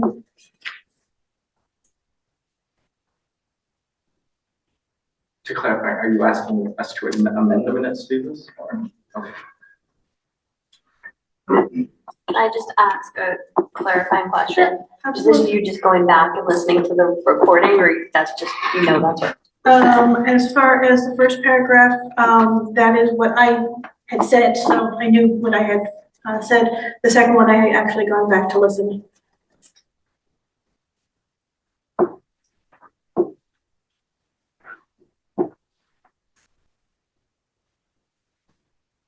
Any further questions? Anything? If there's, I mean, I see the members reading, but I'll just make a motion to table this amendment. This came in an hour ago, and personally, I'd like to just review the video to understand what I'm reading. All right. Do I have a second on the table? Do I have a second? Second on the table? Yes. That is Mike. Second, yes. Michael will second. So that was Keenan to table the minutes from 129, and Michael gave, Yep, I'll add them to the next meeting. oh, we have to vote, no. Keenan Francois, Yes. Randy Rush, Yes. Michael Bossier, Yes. Jackie White, Yes. Alexander Bancuti, Yes. Lisa Bloom, Yeah. Carla Lima, Yes. and myself, yes. And that is to table the minutes until next meeting. All right, moving on. I have nothing in the chairman's. Oh, do we have any public communications? I didn't have anybody signed up. All right. Chairman's report, I have nothing at this time. Superintendent report, I have nothing this time, just budget. is Dr. Reese. Yes, I have nothing at this time, something on the next section of the agenda. All right, well, you're up next, so. The Perfect. replicating the learning instruction everywhere grants. Excellent. Good ahead. evening, everyone. Sorry to be remote. I'm pleased to share with you that we received a few more grants. Two of them are through the Replicating Applied Learning Education Grant. This is through the 1-8 Foundation. And essentially, our two middle schools have applied or requested that we apply for this grant in order to get some additional professional development around using high-quality instructional practices. Namely, it's around student discourse and really the practices of what we call like notice and wonder, which is a practice at the beginning of a lesson where you ask students to notice what they identify. And this is something that's used within math, science, social studies, and English classes, K to 8. So they notice and then they have some conversations about what they wonder about the material, which just helps prepare them for the learning and then also gives them a concrete foundation as they are summarizing at the end of the lesson. So the grant is for $2,000 for each of the middle schools, and it will provide funding for substitute coverage for, we have a team of 3 going from each building, substitute coverage for stipends for the work outside of the school day for the teachers, and any other travel related costs. All right. Does anyone have any questions here in the room? Yeah, I've got a comment here. So I was looking at this. Anybody who knows me knows I have a big bee in my bonnet about all this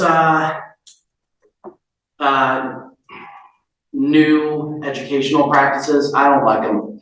I'm a very strong proponent of chalk and talk and drill and kill, and I know that a lot of people it's gonna make a lot of people's skin crawl to hear that, but that's the approach I find works. Those are the approach that I think the data supports. I know that this means saying no to money, which is not popular. I'm gonna vote no on this, just because I think this discourse stuff is pushed. I know it's pushed heavily by the state. I know it's pushed heavily by all the curriculum companies. But I don't buy it. I don't buy this stuff. I don't buy this student-led learning nonsense. I'm gonna vote no. I know it's saying no to money. It's mostly a symbolic vote. You guys can do whatever you want. Think however you want about that. Thank you, Representative. Anybody else have any questions? Randy? Following up on that, Gary, can you talk a little bit about how long some of the discourse has been in practice? What kind of studies have been done compared to others? What are we seeing that we may want to have this? Sure. So we've been using it within our district for the last 5 years. It started with our EL education curriculum. It's also embedded as a strong practice within the illustrative math program, within Open SciEd, within investigating history, within DKP, within Project Lead the Way, all of the programs that are highly supported by the state, but also by the National Science Teachers Association and other national organizations. So these are practices. I don't have the studies directly in front of me, but all of these practices and all of these programs are based on what we call high quality instructional practices, which have been researched and really have shown improvements in student learning, in student investment, and just student knowledge, just beyond factual knowledge. It really gets deeper learning practices. And that's why the Department of Education in Massachusetts has strongly advocated for these types of approaches. If it's been in the district for 5 years, what have we been seeing with our students? We're seeing students that are more engaged in their learning. We're seeing students that are asking more questions. We're seeing that the students are able to carry over those skills, not only from year to year, not only within content, but across content areas. Thank you. Any further questions? Carla, did you have a question? No. No. All right. May I take a motion to accept the Replicating Applied Learning Instruction Everywhere grants as presented? So moved. That is Michael and Keenan. Roll call vote. Keenan Francois. Yes. Randy Rush. Yes. Michael Lavoisier. Yes. Jackie White? Yes. Alexander Bancoudi? Emphatically no. Lisa Bloom? Carla Lima? Yes. And myself is yes. Credit to Life grant, Dr. Reese? Sure, thank you. And thanks to Dr. Cormier for once again writing this grant and securing these funds. This is the third year that we'll be implementing it at the high school.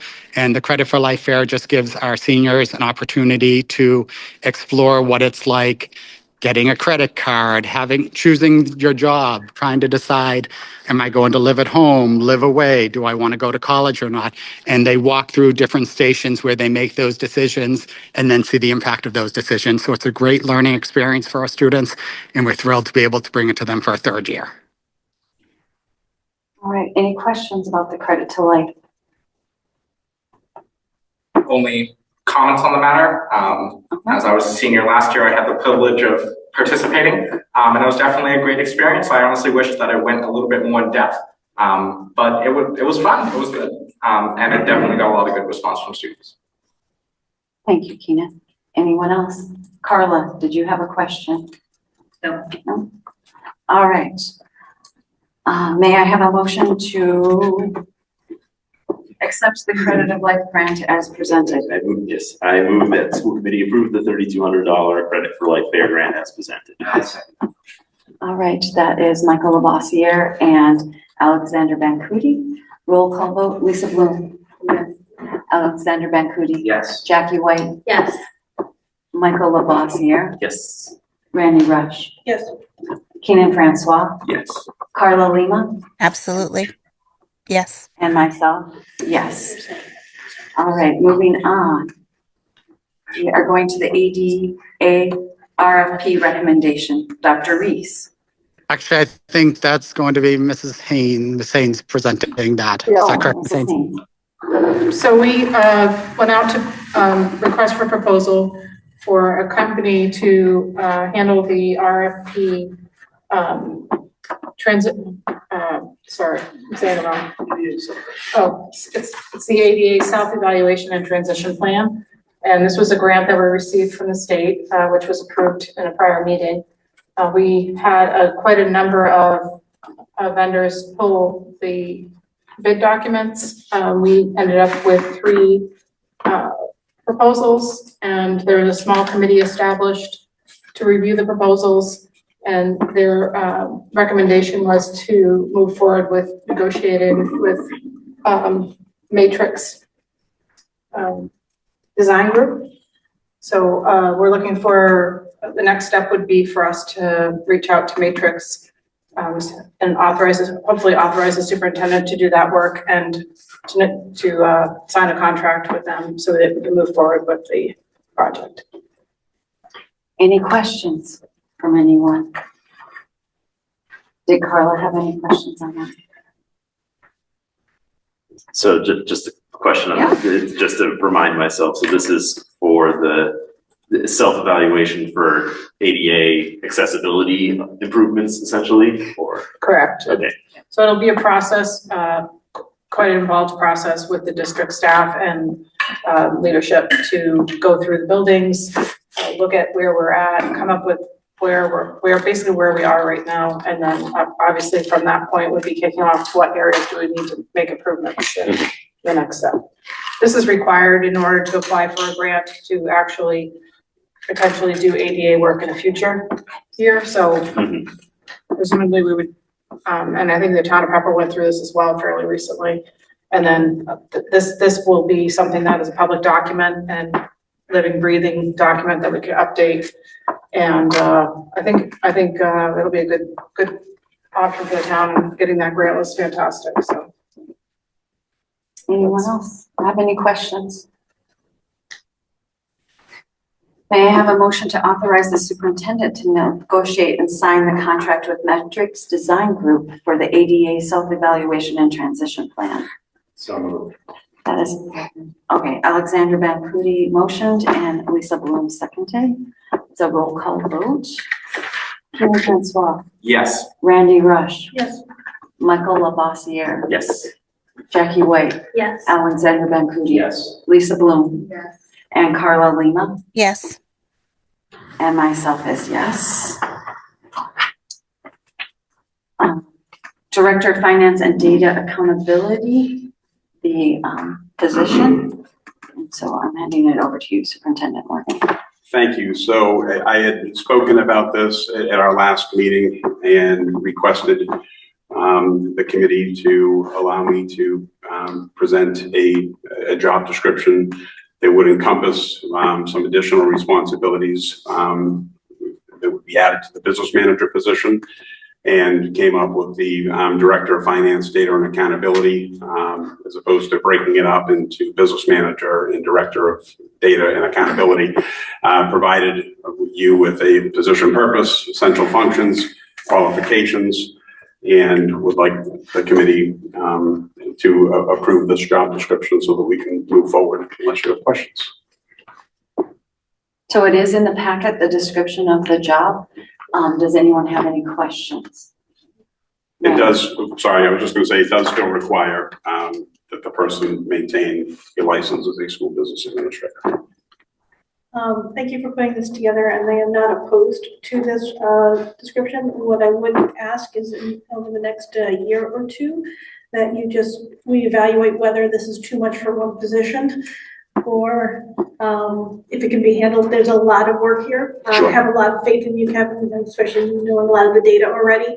Should make it a lot easier, but want to make sure that we're not going to be overwhelming you with the responsibility, especially with having the finance part of that being so critical to the district. The data stuff's fun. I asked for it. No, asking for it and wanting to do it, and getting fully into all of the finance on top of that. Just want to make, check in and make sure that it's not going to become overwhelming. I appreciate that. We can certainly evaluate it without a doubt. Any other questions or concerns from the committee? Carla, did you have any questions? No, I do not. All right. Okay, thank you. May I have a motion to approve the Director of Finance, Data and Accountability title and job description as presented by the superintendent? So moved. That is Jackie White. And second, Randy Rush. I heard her over here. All right. It is a roll call vote. Lisa Bloom. Yes. Alexander Bancoudi. Jackie White. Yes. Michael LeBoit Bossier. Yes. Randy Rush. Yes. Keenan Francois. Yes. Carla Lima. Yes. And myself, yes. All right, moving on to old business. At this time, we're going to move the calendar to the next meeting because there was We had a small formula issue with it, so we do have to do some revisions on some of the dates. So that will be coming back on the next meeting of February 24th. All right, moving on to subcommittee reports. Finance. Kim Craven's not on. Michael or Keenan, do you want to give an update? Or, sorry to put you on the spot. This might not be comprehensive, but at the last subcommittee meeting was very productive. We were able to have a good conversation on the updates and changes to the 3.06 budget, including revenue or some slight changes in revenue numbers and slight changes in the actual line items of the budget.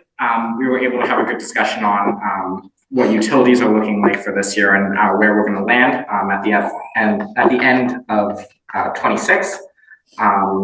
Looking forward, we're hoping to just wait and see for what additional numbers we'll get, especially in terms of health insurance.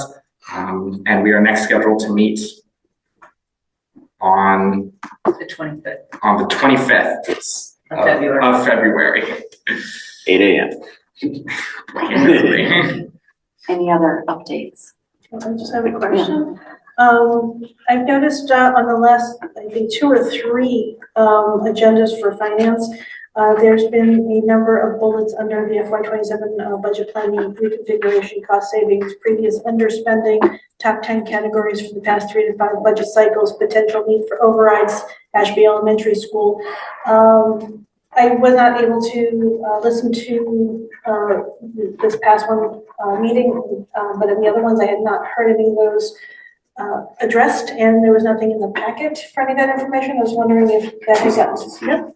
I was wondering if this had gotten addressed in this meeting, and whether you were going to vote. So at this meeting, we did discuss cost savings. Top 10 categories I do not believe we've discussed. Ashby Elementary School was handled. We did briefly touch on overrides.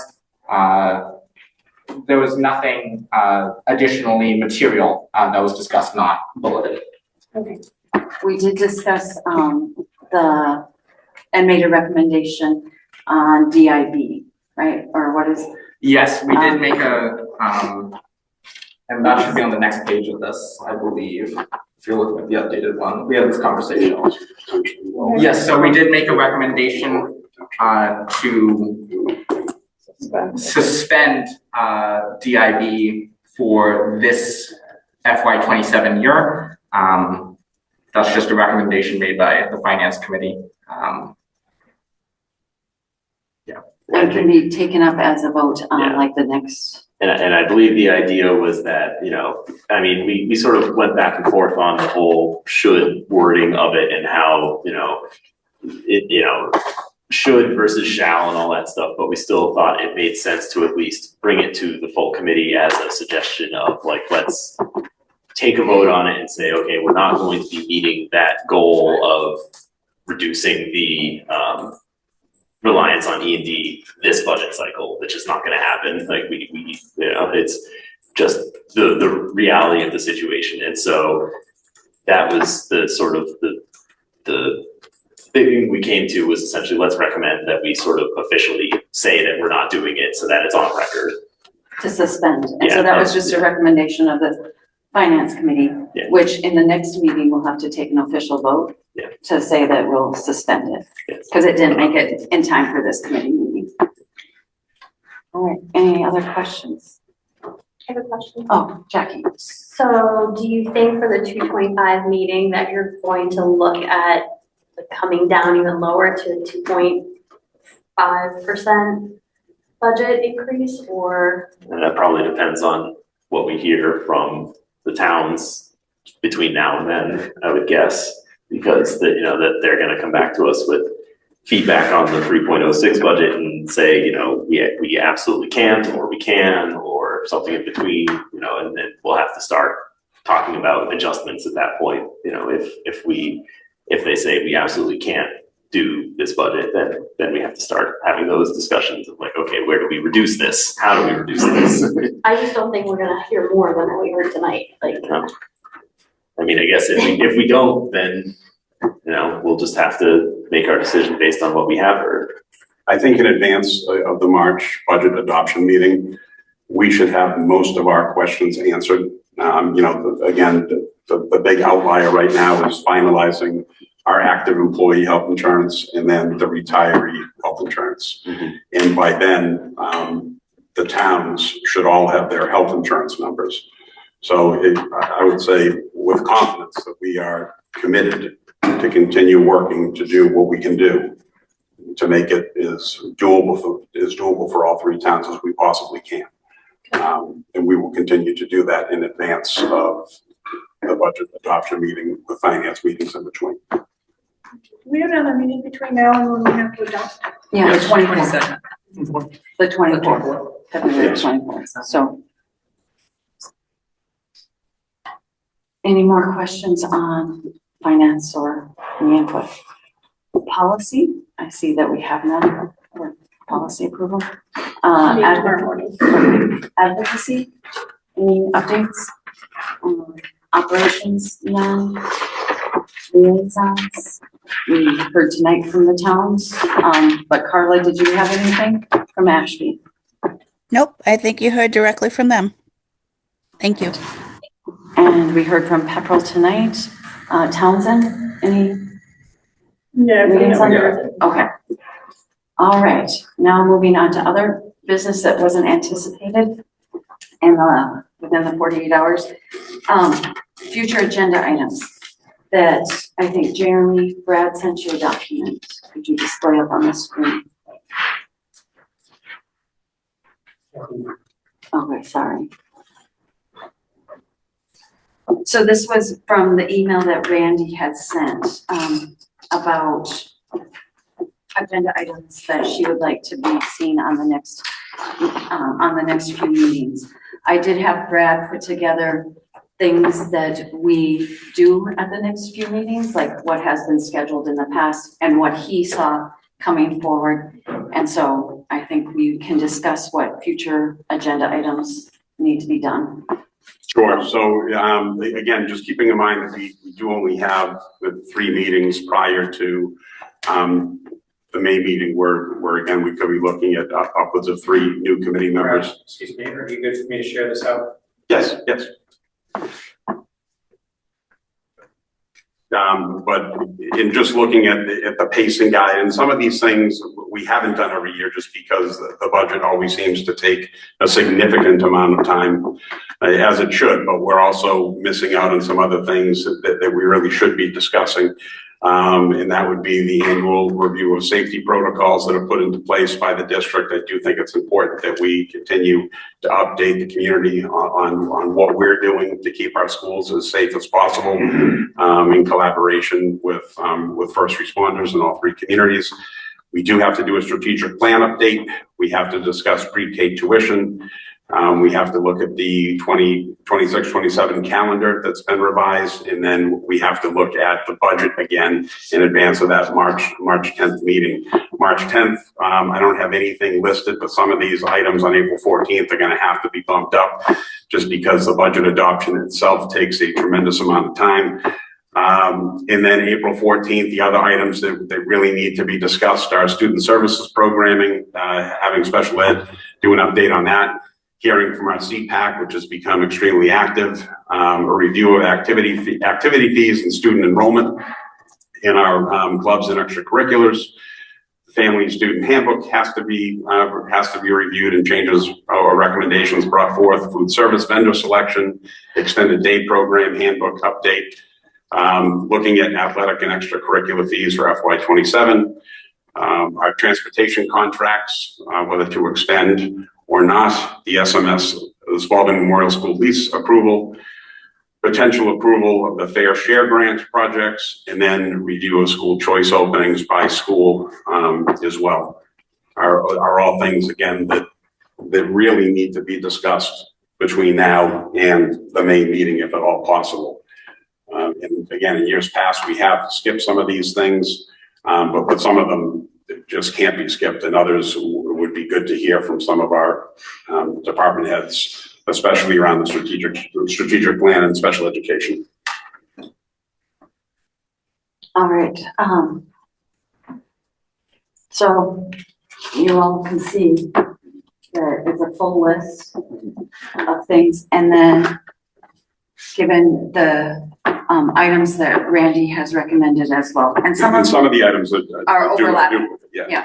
So like the special education program that is scheduled for April 14th.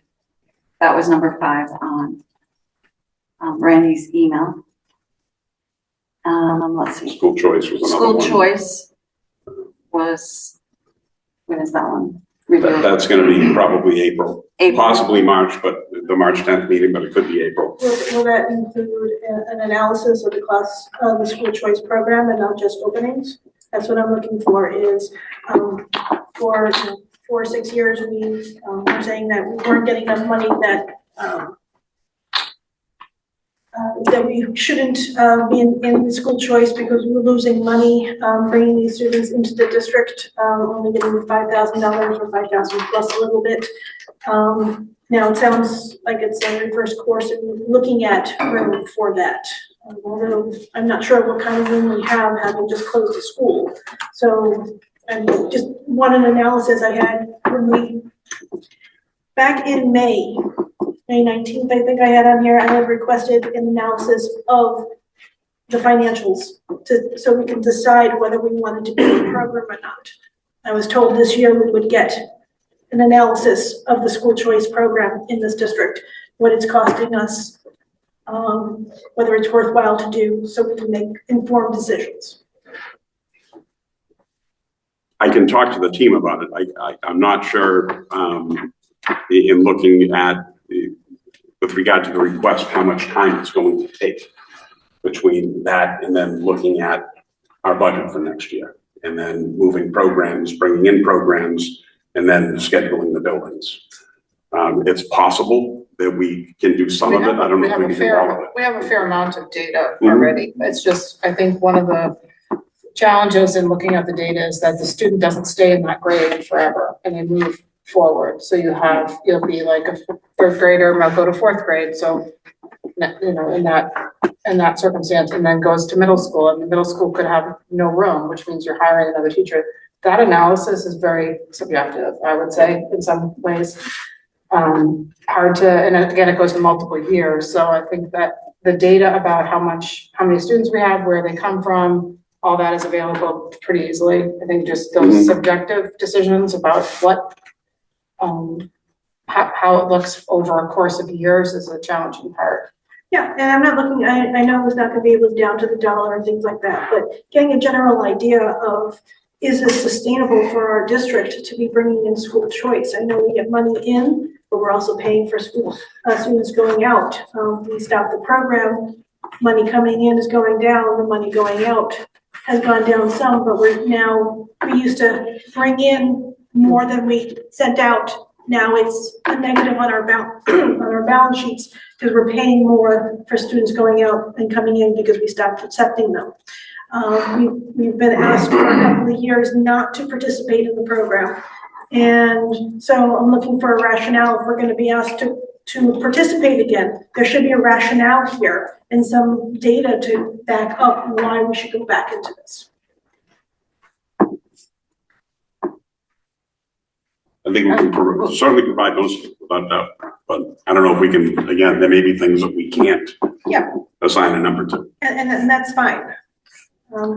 Keenan. I assume everyone has the list pulled up on their screen.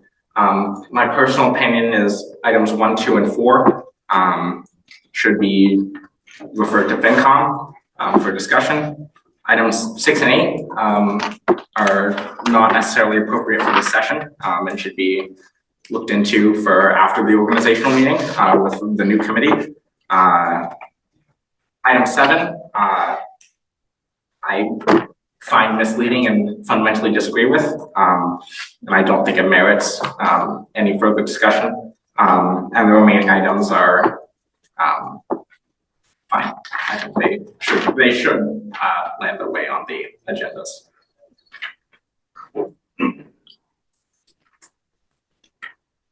Anyone else have any comments? As far as number 6 goes, I think I'd love to pick Robin's brain and Jeremy's brain after this more about the hybrid meeting option. But I think we should talk about it maybe before the next committee is placed. The only reason I say that should be deferred to the organizational meeting is this committee could change, you know, a third of this committee could change by the next, in the next year. So I don't think it makes any sense to, you know, change what we're doing already for this year. And to be clear, I'm a big proponent of in-person. I think this is fantastic, but at this point, I can only speak for myself. I'm taking 21 credits this semester. My schedule is locked and there is no flexibility, full stop, period. And like I'm missing a 4-hour class to be here right now, and that is going to bite me later. So I have no flexibility to be in person if we have not already scheduled it. And I do think, as far as, you know, whether or not we move forward from hybrid, we do only in person, do remote, whatever it happens to be, we do have to find a way to make sure that it's foolproof, because I am getting messages tonight that people are getting kicked off. And that will open us up to an open meeting law violation. You know, as I've said it before, it was value managed out of this project for all intents and purposes to make this so that it would have been foolproof. It was removed. The technology was taken out. So we're left in a situation where we've got Jeremy and Robin who are working super hard to make this work. And I thank them for that. but it's extremely difficult, and we're totally reliant on the equipment that we're purchasing working, and it's not. I was gonna say, I don't mean to stop you, but this is not on the agenda, just talking about, you know, whether we have these conversations and when, rather than getting into the nitty gritty here. Sure. I would love to hear about it, but, I also don't want to have an open meeting law violation because we're discussing something that we didn't say we were going to discuss. Okay, so let's take this back to number one. I'm going back to number one. School choice will be on the April 14th meeting. All right, fiscal reserve policy. Finance has recommended it. It will come back on the February 24th meeting. The NASDAQ reports and the hold harmless. These, On number two, if I can just, I know they're making a recommendation for this year. I was hoping to have a plan for going forward, or some semblance of a plan going forward on how to, go ahead and meet that, not necessarily next year, but top long range. And my recommendation for that was to refer to FinCom. Yes. Or refer it to the FinCom for discussion. all right. Now going on to the NASDAQ report. Declining enrollment over the last 2 years. I think this one, personally, this one takes some analysis and time, and I think that this one should be pushed off until next fall. That would be my recommendation for the NASDAQ report, the next fall or next year, for them to evaluate. And in the summer. Or they can do it in the summer, or, you know, out of budget season is a different, not within, because I think you recommended that these go on the agenda no later than April 14th. That one's a huge one. Is everyone okay if that one gets pushed off to a further budget down for the next committee to handle? Okay, just based on what we've seen, needs to be discussed between Yes. now and night. For Yes, sure. okay. And the same with the hold harmless. That's a big one that needs to be really looked at, and understood. I would push that one off as well until the next committee as well. Likely gonna need some help from Mars. Mars with that, the hold harmless one. All right, special education is going to be presented April 14th. That's already set. The discussion on in-person and school committee meetings. I do think that that one should be pushed off to the organizational meeting again. And I'm gonna reference what Keenan said earlier, is that the meetings have already been set on the calendar. I know that we have another in-person April, or is March 10th? March 10th is an in-person meeting as well as our next one. And then May is an Yeah. in-person meeting. And then May is an in-person. And at that time, I think the committee, because the dynamics of the committee may change and people's schedules may change, I think. Availability. I agree with the caveat that for people who are going to be running, it would be good for them to know that your time may be requested in person. Yep. Well, and I think that that's something that, you know, whoever is on the next school committee can collectively decide, like, Yes. do we want to do hybrid? Do we want to do in person? Do we want to do remote? And that will be, that, you know, Yeah. that will be up to those 9 people, whoever they may be. Yeah, the collective committee. Awesome. All right, number 7. We are not officially, and when I say it's closed, but the process of closing is not all the way complete. And so I don't think you should do a postmortem on it yet, in that, like, we have to look at all the building things that need to be done at Ashby. So if you wanted, you can move this to the other, vote for the school, choice program. That was voted last May that we were gonna get an update on, that we haven't.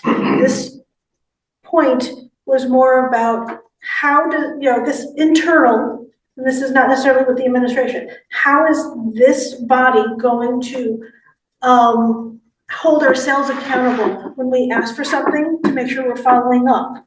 when we have new programs, to make sure we're following up when it's not the very next meeting that we're asking for something. We have a very bad track record of setting these things up. It's an organizational thing, a process thing that this body needs to talk amongst itself on how are we gonna hold ourselves accountable and keep track of what's been asked to make sure we get it. That's all. Okay, so it's not about a postmortem on the facilities.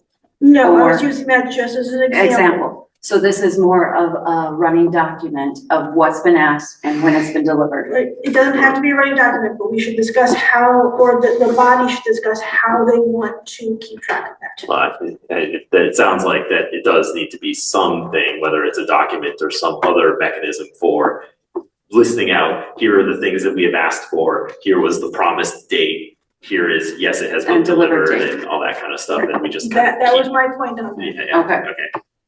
Yeah, similar to number 3 that we just tabled for the next year. I mean, how are we going to hold ourselves accountable for coming back to that? Circling back to number 3 at some point.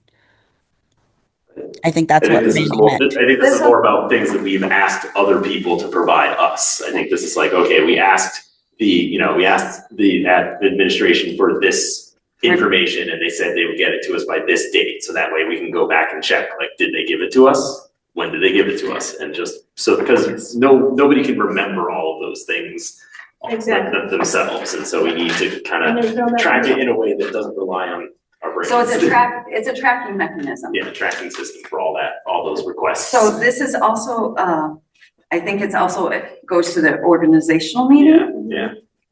To come up with that complete process. Yeah. But now we do have things that we have requested out.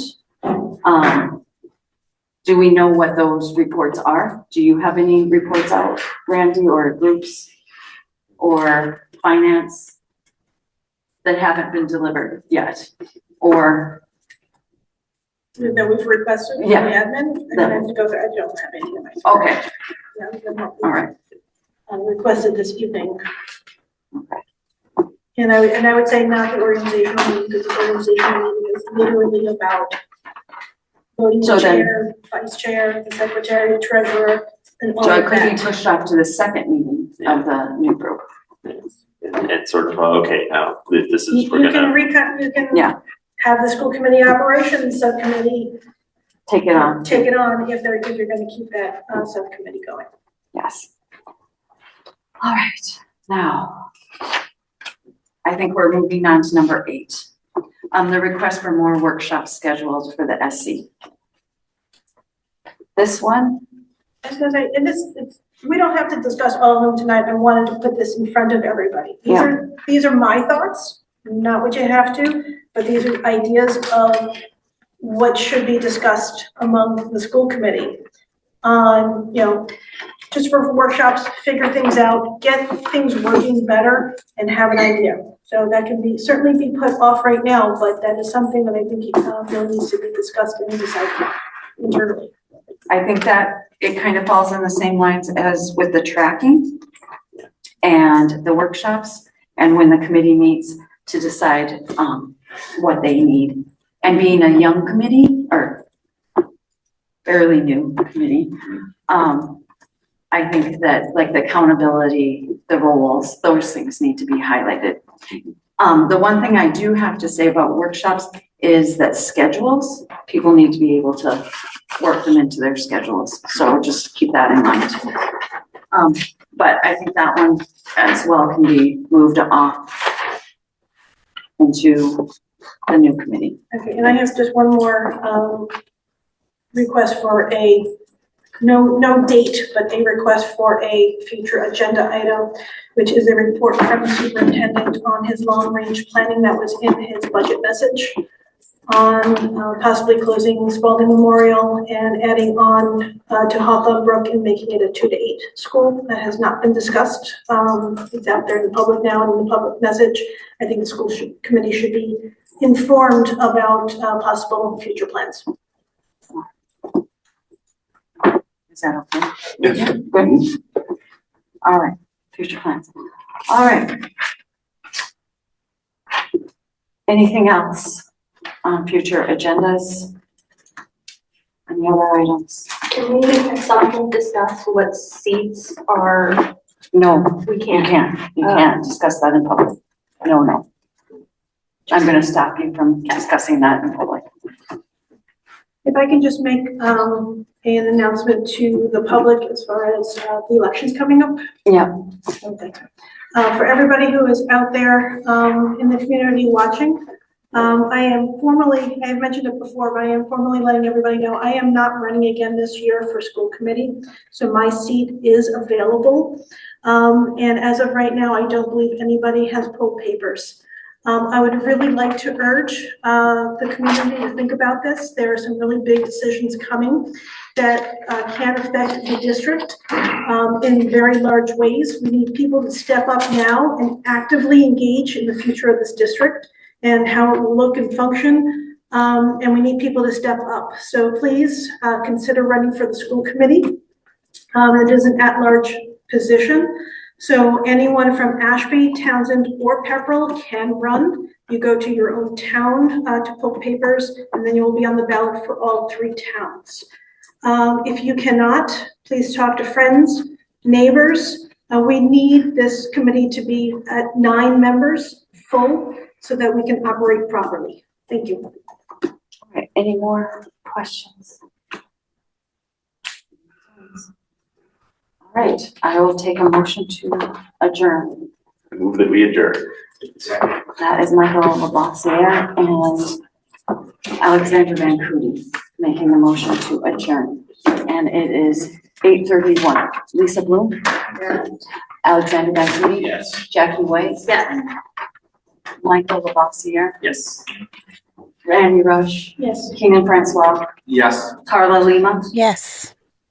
And myself, yes. Thank you, everyone.